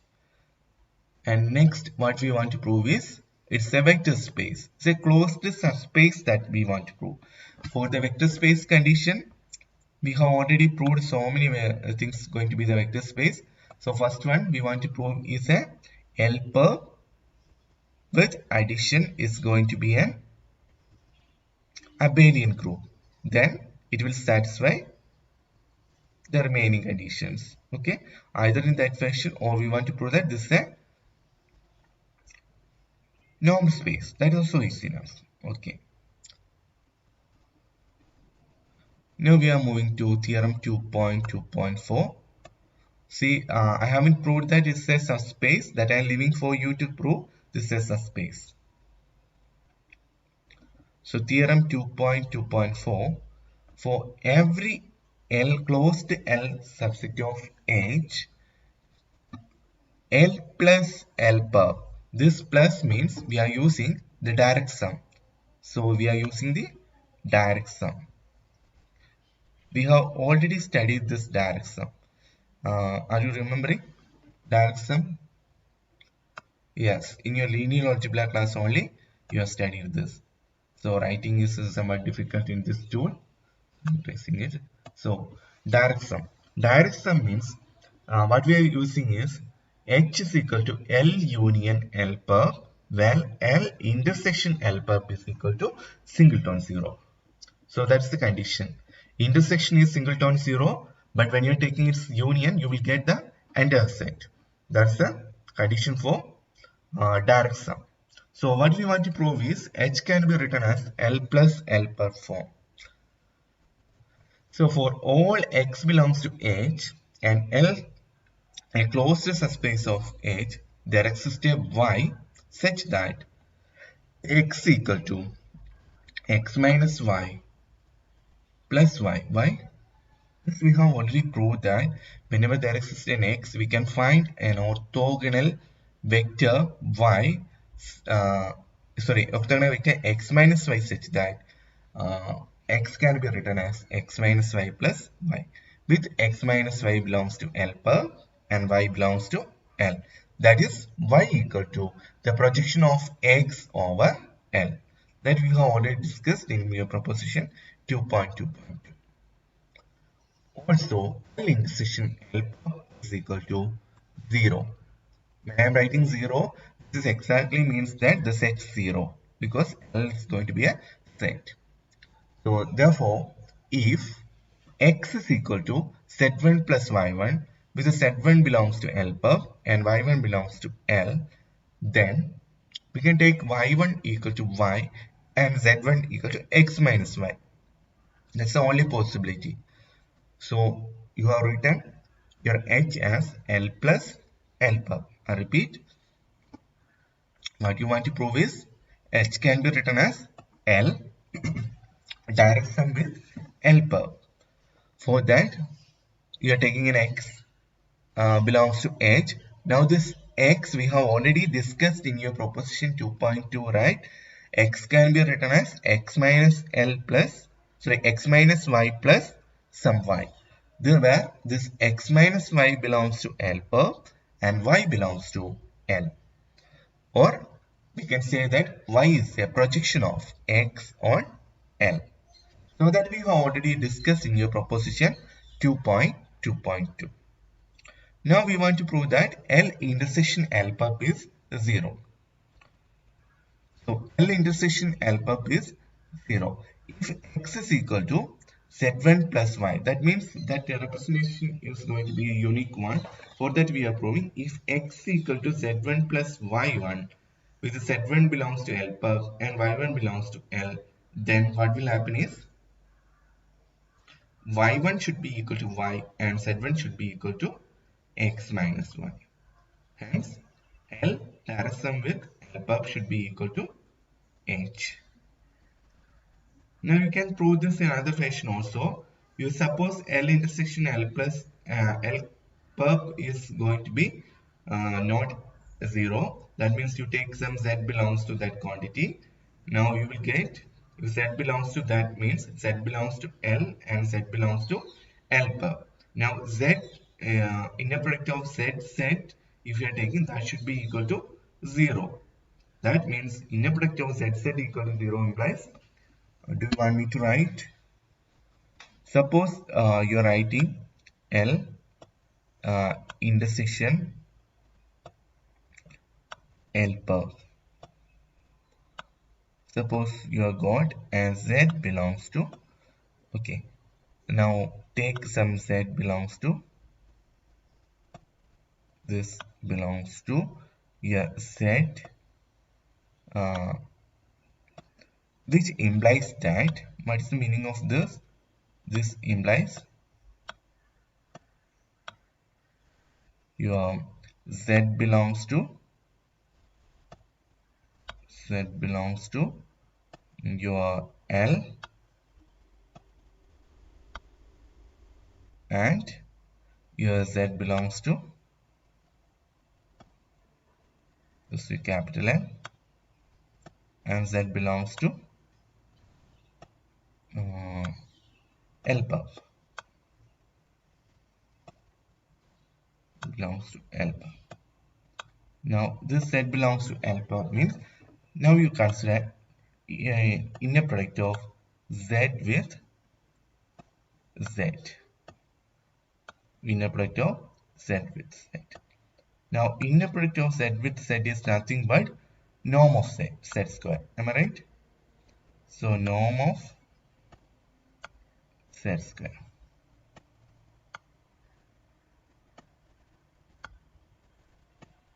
Norm of Z square equal to inner product of Z and this equal to 0. What's the reason? Because this Z belongs to L and Z belongs to L perp. Therefore, inner product should be equal to 0. So this equal to 0 implies norm Z square equal to 0, which implies if norm of a quantity equal to 0 implies your Z value is equal to 0. So what does this mean? You took an arbitrary element in L intersection L perp and you're getting that element as 0. That means L intersection L perp is always 0.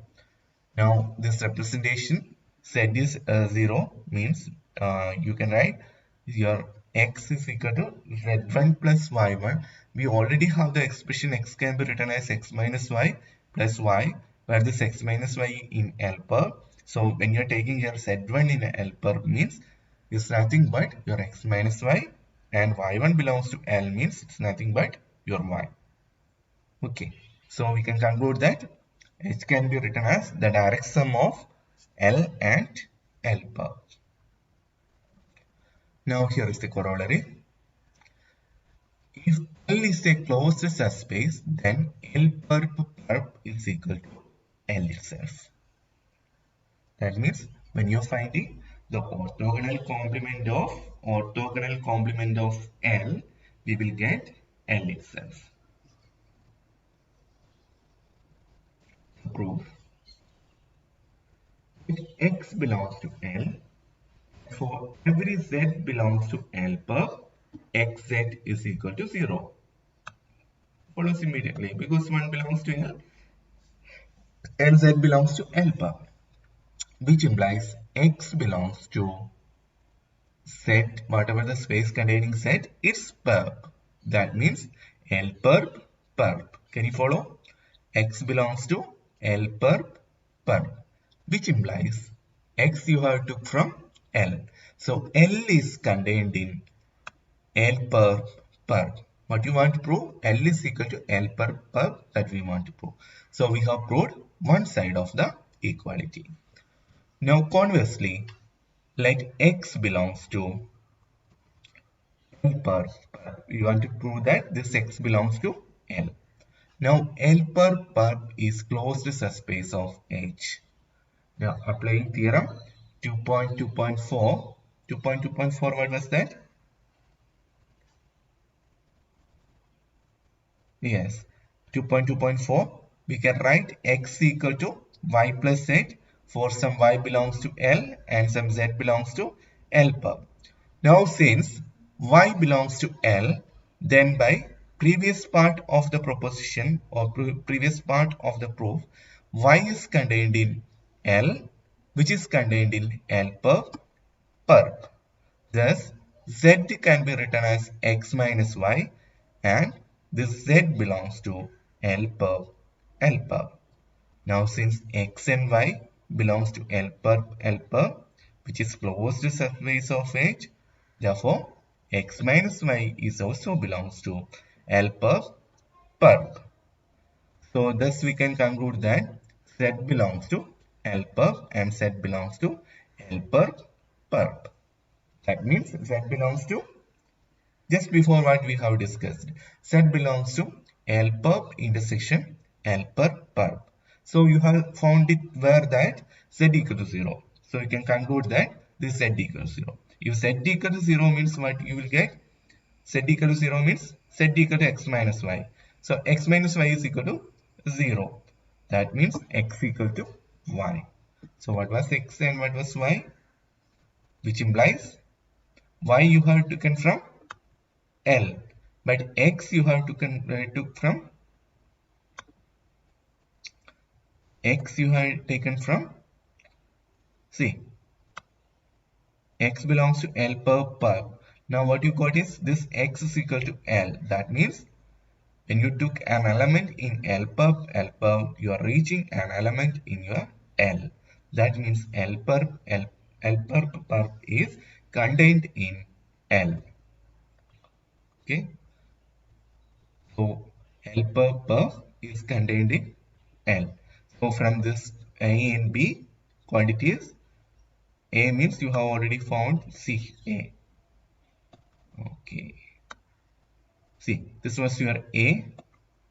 This one was your A. And here you have got your equation B. From these two, you will get that L perp is equal to L. With this, I think you can follow this very easily. Very easy portion of your chapter. So I am closing here. Thank you for your patient listening. So linear functionals. A linear functional in general linear space we are taking at first. So definition 2.3.1, let E be a linear space over R or C, that means real number or complex number. The linear functionals are functions f from E to R or to C such that f of lambda x plus mu y is equal to lambda into f of x plus mu into f of y. So this is nothing but your linearity condition. Okay. So if this is follows for all xy in E, then we will say that f is a linear functional. First of all, f is defined from E to a scalar field. Now kernel of a linear functional is defined as set of all x belongs to E such that f of x is equal to 0. So those elements which are related to 0, you will say that collection as kernel of f. and it is denoted by HF. Okay. Now there's a question. Prove that HF is a linear subspace. So first we will prove that HF is non-empty. Because for any linear transformation, we know that T of 0 is equal to 0. So linear functional is also a linear transformation. So for that also f of 0 should be equal to 0. That means your 0 belongs to HF. Also, HF means you are taking x belongs to E. Therefore, HF is evidently a subset of E. So by definition, it is non-zero and it is a subset of E. Now we want to prove the linearity condition. So let x comma y belongs to HF, kernel of f. So that what is the meaning of that? The meaning is that f of x equal to 0 and f of y equal to 0. Now take mu and lambda from your real number or complex number.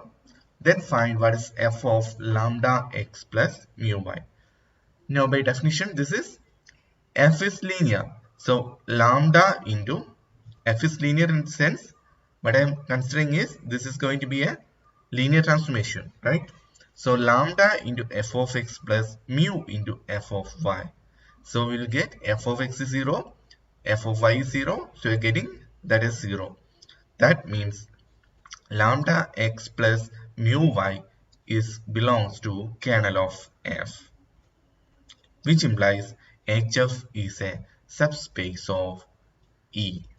Okay, we have proved that kernel of F is a subspace of E.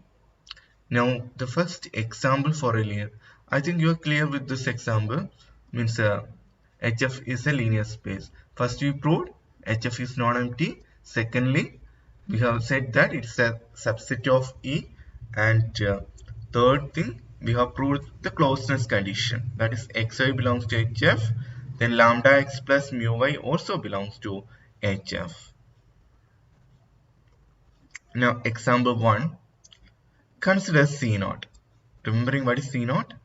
The space of all sequences which converges to 0. Now take an x belongs to C0. Now as a sequence, x is of the form some ai, I is running from 1 to infinity, and limit of ai should be equal to 0, because we are taking the those sequences which converges to 0. Now take an element in your L1. The space L1 means LP means p summable sequences. So L1 means, the meaning is that if x belongs to L1 means, see I have written here, summation I equal to 1 to infinity, mod of bi should be finite. Less than infinity you have wrote means this sum should be finite.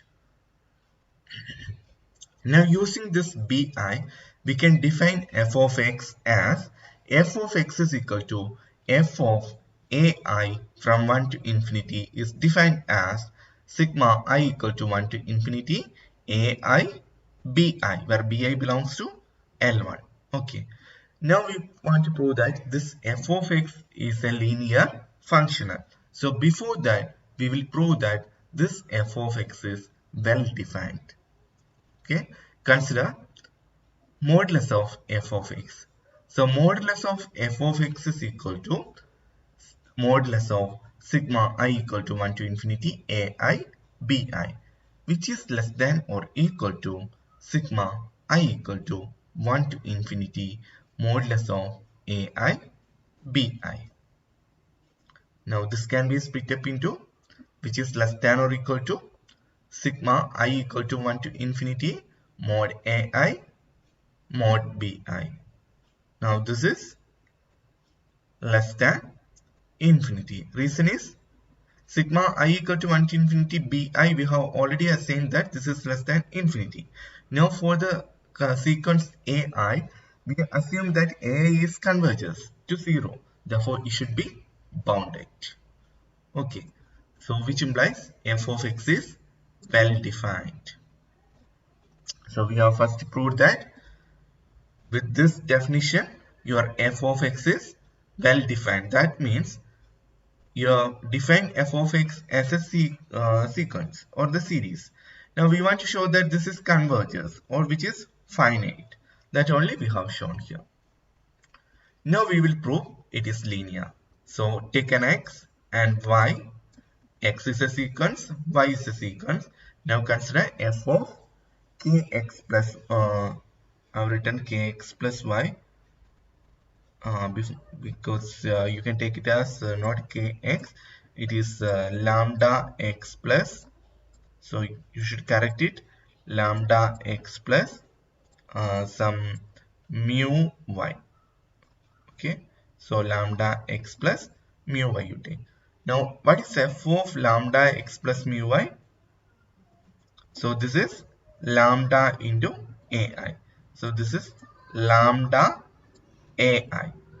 So lambda ai from I equal to 1 to infinity plus mu ci from I equal to 1 to infinity. That's equal to f of lambda ai plus mu ci from I equal to 1 to infinity. That's equal to, by definition, that is sigma of this into bi. Okay, I have written that sigma I equal to 1 to infinity lambda ai plus mu ci into bi. Next, this you can split it into two sums. That is sigma I equal to 1 to infinity lambda ai bi plus sigma I equal to 1 to infinity mu ci bi. Now you can take this lambda outside. You can write this as sigma I equal to 1 to infinity ai bi plus mu into sigma I equal to 1 to infinity ci bi. This is everything we are treating this type of operations from your degree classes itself. So proving something to be linear. So this we will get it as lambda into, this part is exactly f of x plus, oh I have missed here one mu, so mu into f of y, which implies f is linear. Can you follow?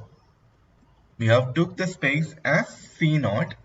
Now for every x belongs to C0 is of a sequence form, and we have taken one element from your element space, that is bi, and we have defined the f of x as sigma I equal to 1 to infinity ai bi, and we have proved that the sequence converges or which is bounded. That's why this is well defined. Next we have shown that it is linear. So we are passing to example 2. Consider the linear space LP. So we are taking a sequence in LP. LP means, I have written here, P is summable, that is sigma xi raised to P. All thing raised to 1 by P you can take, or raised to P is less than infinity, or that is finite. So this type of sequences you consider. From that sequence you take one element, let x belongs to LP. Then x is of the form some ai from I equal to 1 to infinity, which implies sigma I equal to 1 to infinity mod ai raised to p is finite.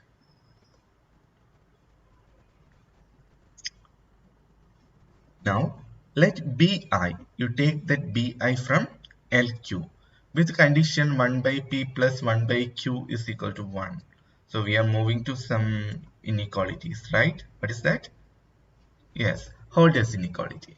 So we are about to apply this Holder's inequality here. Okay.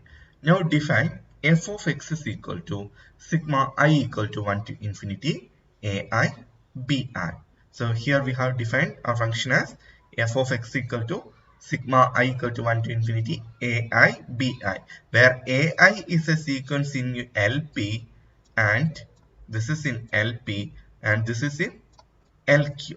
So the difference is bi belongs to LQ and AI belongs to LP. So combining these two, we have formed a function.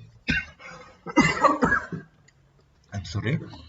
Now, modulus of f of x equal to sigma I equal to 1 to infinity AI bi. That is less than or equal to sigma I equal to 1 to infinity modulus of AI bi. Now from here you can use your Holder's inequality. So by using Holder's inequality, this is nothing but less than or equal to sigma I equal to 1 to infinity mod of ai raised to p all things raised to 1 by p into sigma I equal to 1 to infinity mod of bi raised to q all things raised to 1 by q. Now this quantity is nothing but norm of pth norm of x, and this quantity is qth norm of bi's. Okay, can you follow? This means the pth norm of x, and this means the qth norm of b. We have already seen that sigma summation bi and summation ai's are finite. Therefore, the product is also finite. Okay, which implies f of x is finite. That is, first we have proved that f is well defined. Why we are proving this well defined means actually we are taking one sequence, and we are forming with that sequence we are forming a summation notation. That means a again a series we are forming, then or we are forming with that we are forming to be scalar values. So we want to prove that that sequence converges. Okay, so that only we are doing here. Now f of x is linear. How to prove its linearity means you take two elements x comma y belongs to LP. So x is of the form some ai from I equal to 1 to infinity, and y is of the form some ci I equal to 1 to infinity. Since we are already to b notation, so we are using c. And lambda mu belongs to real number or complex number. Now consider f of lambda x plus mu y. That's equal to f of lambda into ai from I equal to 1 to infinity plus mu into ci from I equal to 1 to infinity.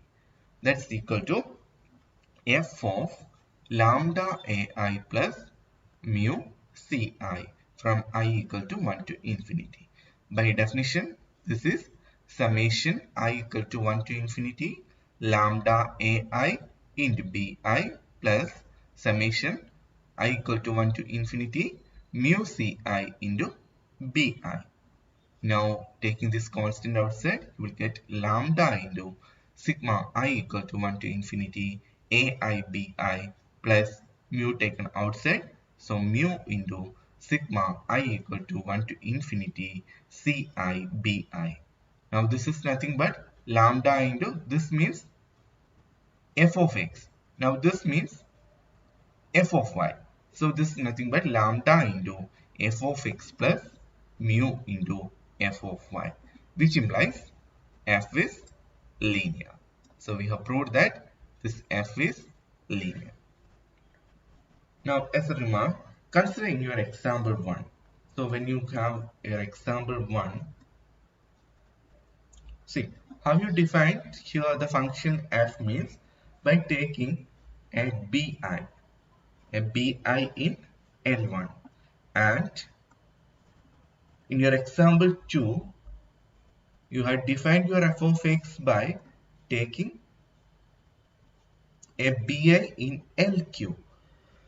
Thus we will say that these linear functions are identified with the elements bi of L1 in example 1 and bi of LQ in example 2. Can you follow? Since when we are defining f of x is equal to this thing, this ai has come from x, since that is going to be a sequence. Now this bi you have to get from L1. So this f is uniquely defined by the selection of bi in L1. So f is identified with bi, and similarly in example 2, your f of x are defined with some element in LQ, that is bi. So we can say that this f of x is identified with bi belongs to LQ. Now passing to example 3, just I will state it here, we will prove it in the next class. Okay. Example 3. Consider the linear space C of closed level 0, 1. Space of all continuous function defined on closed interval 0, 1. Now let some x of t belongs to C of closed level 0, 1. Now define your f of t as, okay. Now define your f of x of t as integral 0 to 1 x of t into f of t dt, where f of t is any integrable function. That means integral 0 to 1 f of t dt is less than infinity. That means this quantity is finite. Now suppose you are defining like this, will it form a linear function? So what do you want to prove? You want to prove first that this f of x of t is finite one, and next you want to prove that this is linear. That too I am leaving for you to work. So before coming to tomorrow's class, complete this and come. Okay.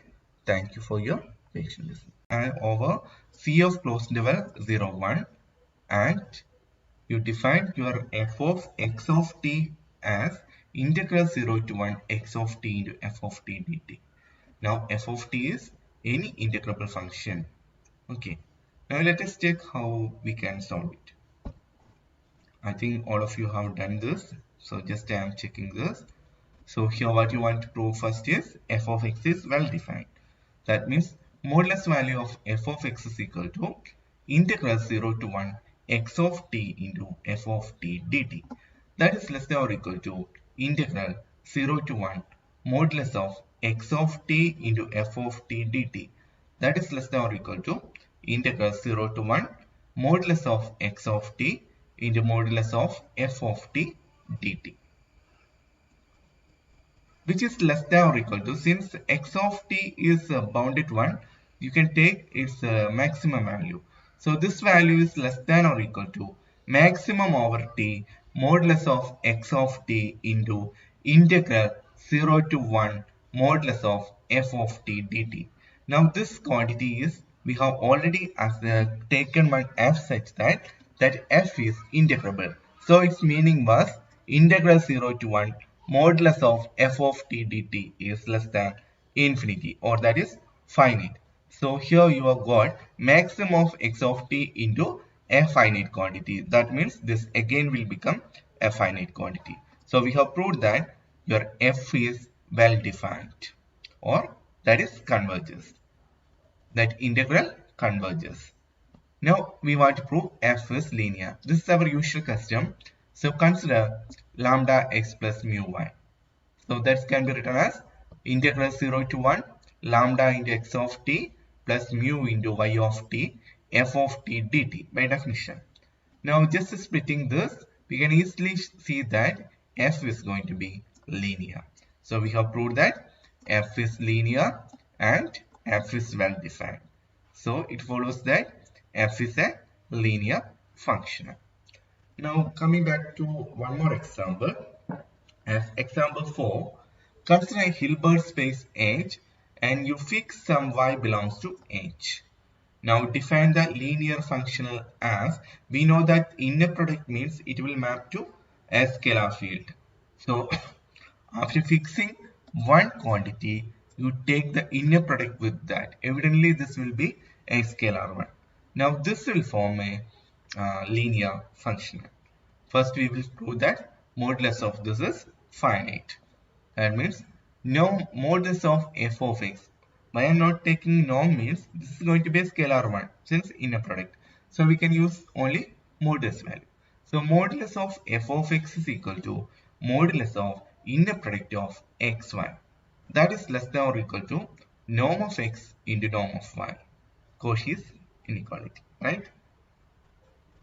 No, Cauchy's not Cauchy-Short's inequality, right? Which is less than or equal to a finite quantity. Therefore, f of x is well defined. Now take lambda mu belongs to f. That means in the scalar field. Now f of lambda x plus mu z. Y we have already fixed it. That's why mu z. That's equal to lambda x plus mu z comma y, inner product of that. And we know that the inner product is linear in the first argument. So you can speak it up like this. That's inner product of lambda x with y plus inner product of mu z with y. Again take the constant term outside. So it should be lambda into inner product of xy plus mu into inner product of zy. That is nothing but inner product of xy and the inner product of zy can be replaced as f of x and f of z. So you got lambda into f of x plus mu into f of z, which implies f is a linear. So this altogether implies that since f is defined from your space was Hilbert space, so Hilbert space to either C or R, so which is a linear functional. Note, in this example also we can identify this y with, identify this f with the y that we fixed over the Hilbert space. Now in C of closed interval 0, 1, in example 3, similarly we can identify f with f, some integrable function you have taken. We have defined as f of x is equal to integral 0 to 1 f of x of t into some f of t. See, f of t. So this function, so capital F can be approximated with this f in example 3. We will say that that is identified. Okay. Now coming back to some notations.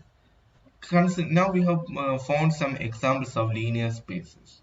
Now you take a space E and you consider all the collection of all the linear functionals that can be defined on E. Now this collection we will denote it as E hash. That collection we will denote it as E hash. Can you follow? You have got a linear space E, then you collect all the linear functionals that can be defined on E. That collection we have denoted as E hash. Now there is a theorem, theorem 2.3.2. Consider f belongs to E hash minus 0. That means f is a non-zero linear functional defined on E. Then codimension of kernel of f equal to 1. What was that? Codimension means dimension of E over kernel of f is 1. Meaning is dimension of your space E over kernel of f equal to 1. Second thing we want to prove is that if f and g belongs to E hash minus 0 and kernel of f equal to kernel of g, then there exists a lambda non-zero quantity such that lambda into f equal to g. And third one, let L be a closed space of E and codimension of L, that is dimension of E over L equal to 1, then there exists and f belongs to E hash such that kernel of f means that's equal to L. So first we want to prove that codimension of kernel of f is equal to 1. Okay. So we want to prove codimension of kernel of f equal to 1. That is, we want to prove that dimension of the quotient group E over kernel f equal to 1. So let x dash belongs to E such that f of x dash not equal to 0. You take an x dash belongs to E such that f of x dash not equal to 0. Now define x naught equal to x dash by f of x dash. This is defined since f of x dash you are taken as non-zero. Now what should be f of x naught now? So 1 by f of x dash is a scalar 1 into f of x dash. So I will get this as 1. So remember your f of x naught is equal to 1. Now for every x belongs to E, let y is equal to x minus f of x naught. We are taking some, for every x belongs to E, we can take something like this. Y is equal to x minus f of x into x naught. Now if we are finding f of y, we will get f of y equal to f of x minus f of x into f of x naught, but f of x naught equal to 1. So you'll get this is f of x minus f of x, that means 0, since f of x is equal to 1, which implies this f of y equal to 0 implies y belongs to kernel of f. Clear? F of y equal to 0 implies y belongs to kernel of f. Thus, we have wrote your x in terms of, from this expression you can take now x equal to, yes, f of x into x naught plus y you can write. So thus, for any y belongs to kernel of f, x can be written as x equal to f of x into x naught plus 1. Now we will prove this representation is unique. That means if there exists another representation, something like this, x equal to lambda x naught plus z. Now we want to prove that f of lambda means f of x and z means 1. Okay, for some z belongs to kernel of f. Now here y belongs to kernel of f. Note that then x belongs to E by kernel of f. Sure, because this quotient space contains elements of the form some x plus y such that x belongs to E and y belongs to kernel of f.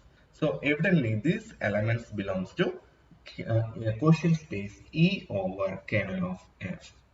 Now from equation 1 and 2, we will get 1 minus 2 if you are taking, we will get 0 is equal to f of x minus lambda into x naught plus y minus z. As we have already mentioned, this side is elements in your quotient group, this side elements in your quotient group. So when you subtracted that, you will again get an element in your quotient group. That means that element is 0. So a 0 element in this quotient group is E over kernel of f, means nothing but kernel of f. So this implies this y belongs to kernel of f, z belongs to kernel of f, so y minus z belongs to kernel of f. Now remaining is f of x minus lambda into x naught belongs to kernel of f. So that implies f of x minus lambda into x naught belongs to kernel of f. So meaning of that is when you find f of this, that should be equal to 0. Now finding that f of x minus lambda into x naught should be equal to 0. Now f of x minus lambda is a constant term, so you can take that outside. Remaining you will be getting f of x naught. But f of x naught you have already found it as 1. So this will reduce as f of x minus lambda is equal to 0. That means lambda is equal to f of x. So partially we have proved. Next thing we want to prove that y and z are equal. Now y minus z belongs to kernel of f. That means for any non-zero f, f of y minus z equal to 0. Then the only possibility is that y minus z should be equal to 0. Since when you are discussing with kernel of f, we have shown that for 0 values, f of 0 is always belongs, 0 always belongs to kernel of f. So y minus z should be equal to 0. That means y equal to z. Therefore, that expression, that See, these two expressions should be the same. Now you see how many members we need to define a member. Only this x0 we want to have. Because remaining y and z means that belongs to kernel of f. Okay, so only thing is that we need to find this x0. So what should be the dimension of that space? See here. Now hence we can write E over kernel of f as some lambda x0 plus kernel of f, where lambda belongs to real or complex number. That means the dimension of this space is, how many members we needed? Only x0. That means dimension of this space is nothing but 1. So we have proved the first one.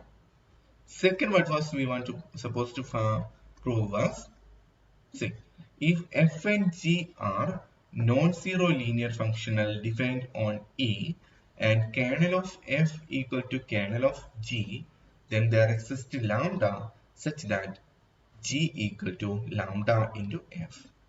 So let's see how we can prove that one. So let f and g belongs to E hash minus 0. That means f and g are non-zero linear functionals defined on E, and kernel of f equal to kernel of g. Now you take, as we have found in first part of this theorem, x can be written as f of x into x0 plus 1.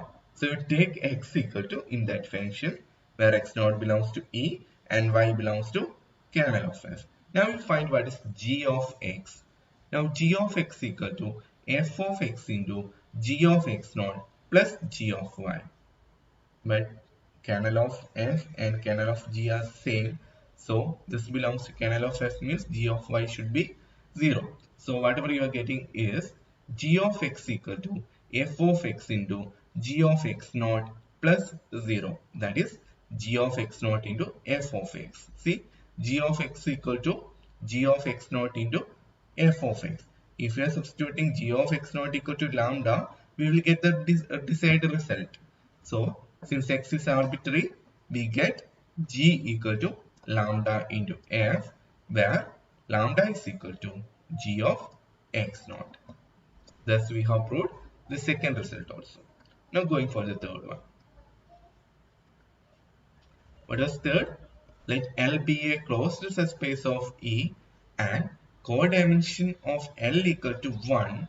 That means dimension of E over L equal to 1.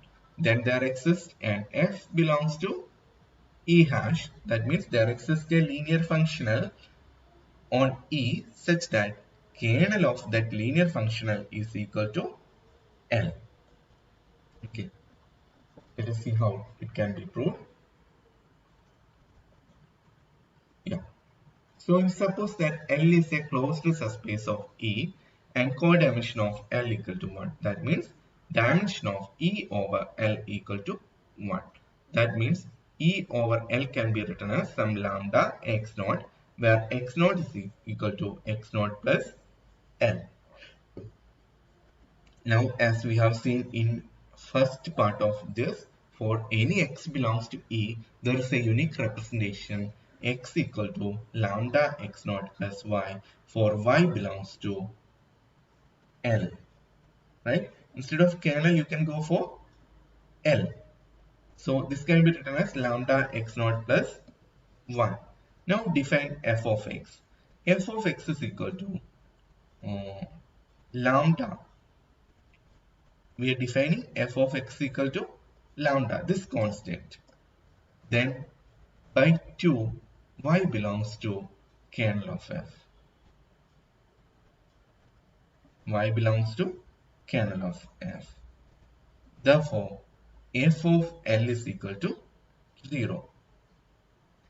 In 2, we have shown that from x0 belongs to E and this belongs to, this means f of x is equal to this constant. If you are getting means constant f of x0 you are getting means, see here exactly when you are applying f, you will get f of x equal to lambda into f of x0 plus f of y. But when you are defining it f of x naught already 1. So it should be lambda plus f of y. So in order to get f of x equal to 0, f of y should be equal to 0. That means y should belongs to kernel of f. So we have proved that this representation is unique also. So only possibility is that f of L should be equal to 0. Now L is a linear functional and L is equal to kernel of f. See here I have written now this L is a linear functional now.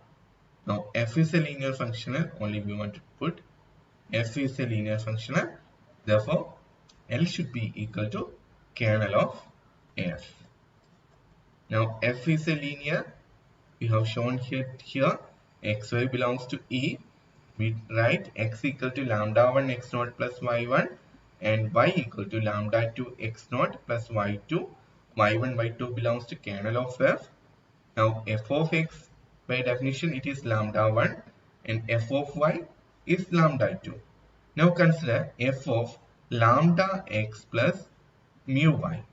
Now this can be written as f of lambda 1 x naught plus lambda y1 plus mu lambda 2 x naught plus mu y2.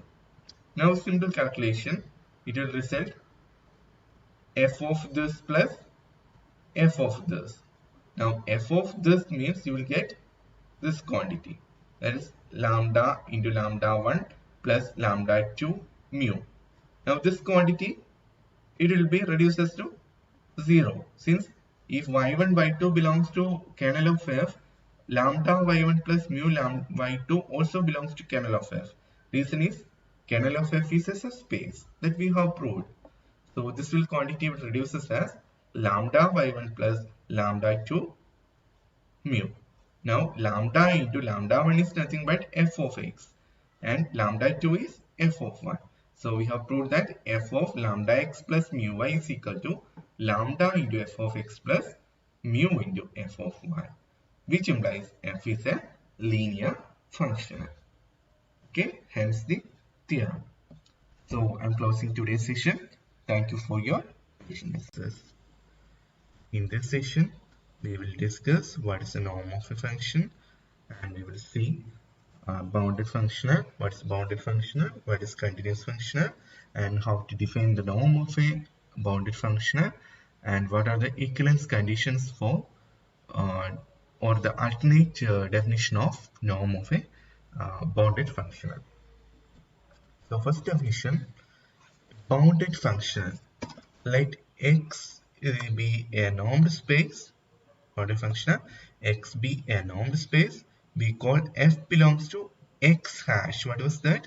Set of all bounded functionals, comma, a bounded functional if there exists c greater than 0 such that modulus of f of x is less than or equal to c into norm of x. If this condition is holding, means we will say that your functional f of x is bounded. That is, f is bounded on bounded sets. That means norm of x is bounded means f of x is also bounded. Okay. Now here comes the continuous functional. We call f a continuous functional if xn converges to x implies f of xn converges to f of x. This definition we have seen many times when you are dealing with continuities in terms of sequences. So I repeat, we call f linear functional f is continuous functional if xn converges to x implies f of xn converges to f of x. Now here is the result. Let x that's equal to e comma the norm be a norm space and x star be the set of all bounded functionals on x, then x star is a linear space with respect to addition of functionals. That means we want to prove that this x star is a linear space. For that, we should consider two members f comma g belongs to x star. If f belongs to x star means it is a x star means set of all bounded functionals. So it is bounded. That means there exists C1 greater than 0 such that modulus of f of x is less than or equal to C1 into norm of x. Similarly, G belongs to x star, which implies there exists a C2 greater than 0 such that norm of g of x less than or equal to C2 into norm of x. So these two conditions hold when f comma g belongs to your space x star. Now we want to prove that f plus g is also bounded. Now consider modulus of f plus g of x. Now f plus g of x is equal to modulus of f of x plus g of x by definition. And this quantity is less than or equal to norm of f of x plus norm of g of x. How? Since it is triangle inequality, right? Okay, triangle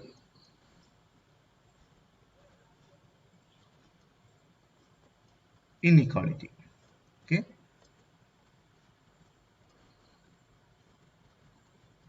triangle inequality.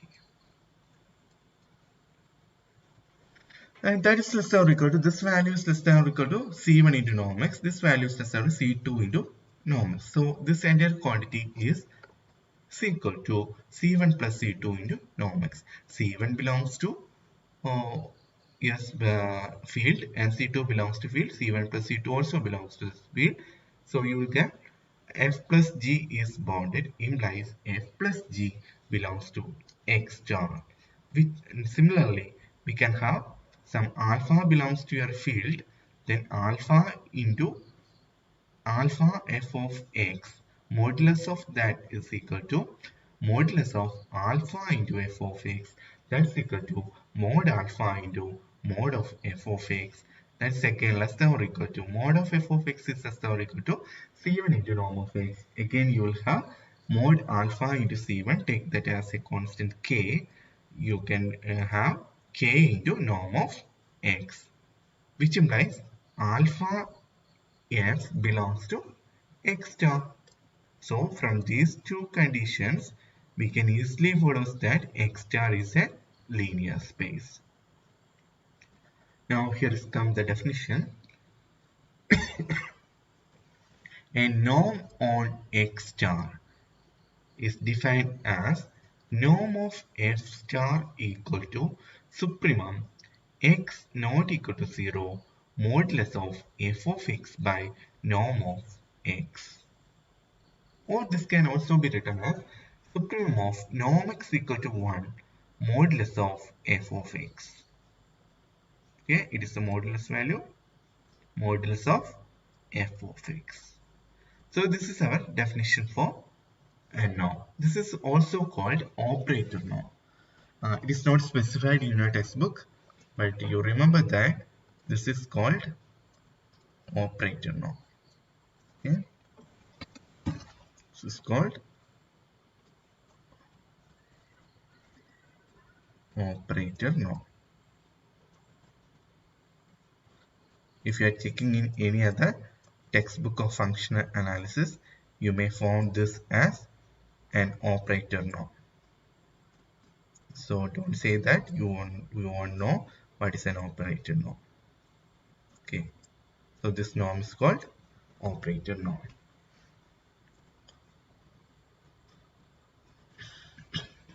These two are the same. That means these two conditions are the same. How we can prove that means, see here x not equal to 0. If x not equal to 0, you can have norm of x. So you can have this as, since f is going to be a linear one, you can write this as f of x by norm of x. It doesn't make any difference because since x is going to be a linear map, you will have a 1 by norm of x as a constant. You can take it outside. So we get 1 by norm of x into f of x. Now you just check what is the norm of this quantity. norm of this equal to 1. So you can replace this as supremum norm of x equal to 1 mod of f of x that we have specified here. See, these two are the same because if x belongs to x and x not equal to 0, we can select y is equal to x by norm x. Since norm of y is equal to 1, since x is arbitrary and x is the linear space, x by norm x belongs to x. We can consider supremum over this x with norm of x is equal to 1. So these two norms are going to be the same. Next question. Show that on x star, norm of f star equals supremum, norm of x equal to 1, mod of f of x is a norm. We want to prove that this quantity will represent a norm. First condition for proving norm is that this quantity is always greater than or equal to 0. That evidently follows because we are taking the supremum of mod of f of x. Mod of f of x is always greater than or equal to 0. Therefore, its supremum is also greater than or equal to 0 whether we are taking from norm x is equal to 1. So we will get norm of f star is greater than or equal to 0. Next thing you want to find is that if this quantity equal to 0 means f is equal to 0. Okay. So now you assume that norm of f star is equal to 0, which implies supremum norm of x equal to 1 modulus of f of x equal to 0. That means since for all mod f of x greater than or equal to 0, supremum of mod f of x is also greater than or equal to 0. Therefore, supremum of mod f of x equal to 0 implies each of this f of x should be equal to 0, which implies f should be equal to 0. That is, norm of f star equal to 0 implies f equal to 0. Okay. Now for the second condition, consider norm of kf star. Now by definition, it is supremum norm of x equal to 1 modulus of k into f of x, that's equal to mod k into supremum mod x equal to 1 mod of f of x. And this quantity is nothing but norm of f star. So replace that, you will get mod k into norm of f star. Now for the third condition, consider norm of f plus g of star, that's equal to norm of f plus g of x star equal to supremum norm x equal to 1. By definition it is f of x plus g of x. Okay, now this quantity is less than or equal to supremum norm x equal to 1. Modulus can be split up. That means again you are using triangle inequality. Okay,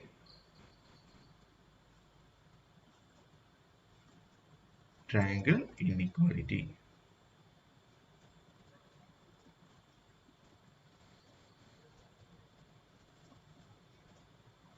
So you see triangle inequality, and you will get this as, see here you can easily adopt the triangle inequality and all because this is defined over R or C. That's why if it is going for higher dimension means you can't go for like this.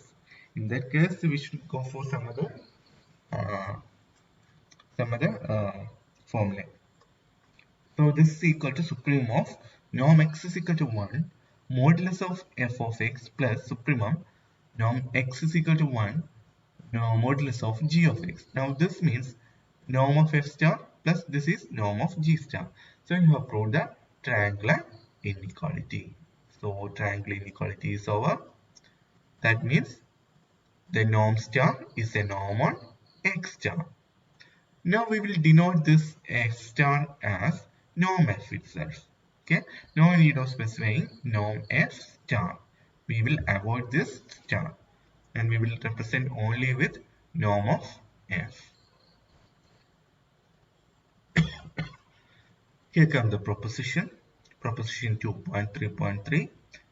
F is a bounded functional if and only if f is a continuous functional.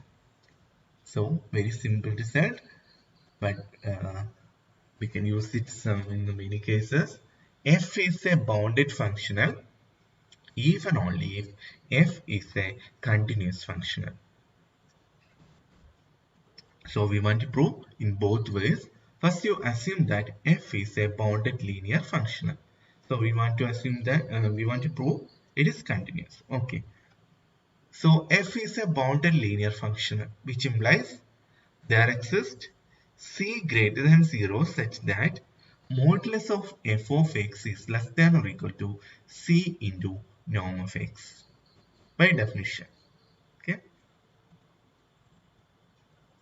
Now we want to prove if a sequence xn converges to x naught in x, then f of xn converges to f of x naught in x star. That's the definition for continuity. We have to prove modulus of f of xn minus f of x naught converges to 0 as norm of xn minus x naught converges to 0. Note that by definition, norm of f is equal to supremum norm x not equals 0 mod of f of x by norm of f of x. From this, we will get modulus of f of x is less than or equal to norm of f into modulus of x. This is an important inequality. We will use it for proving many other things also in case of bounded linear functional. So remember this, in case of bounded linear functional, mod of f of x is less than or equal to norm of f into norm of x. So using this, now norm of modulus of f of xn minus f of x naught, that's equal, since f is linear, you can have this equal to modulus of f of xn minus x naught. Now using this star inequality, we will have this is less than or equal to norm of f into norm of xn minus x naught. Now f is bounded. F is bounded means xn as xn minus x naught converges to 0. What about this quantity? F is bounded, and this quantity, if this quantity converges to 0 means this is also converges to 0, since this is a bounded one, it's a finite one, that's why. So which implies f of xn converges to f of x naught, which implies f is continuous. Now for the converse part, we assume that f is continuous. Now we will have a result if a linear functional f is continuous at x equal to 0, then it is continuous at any point x. Okay, I repeat, if a linear functional is continuous at x equal to 0, then it is continuous at all points. Okay, so we want to prove this result, and after that we will see that we will assume the given function is continuous at x equal to 0, and we will prove that the function is bounded. Okay, that we will see in the next class. And today I am closing. Thank you for your patient listening.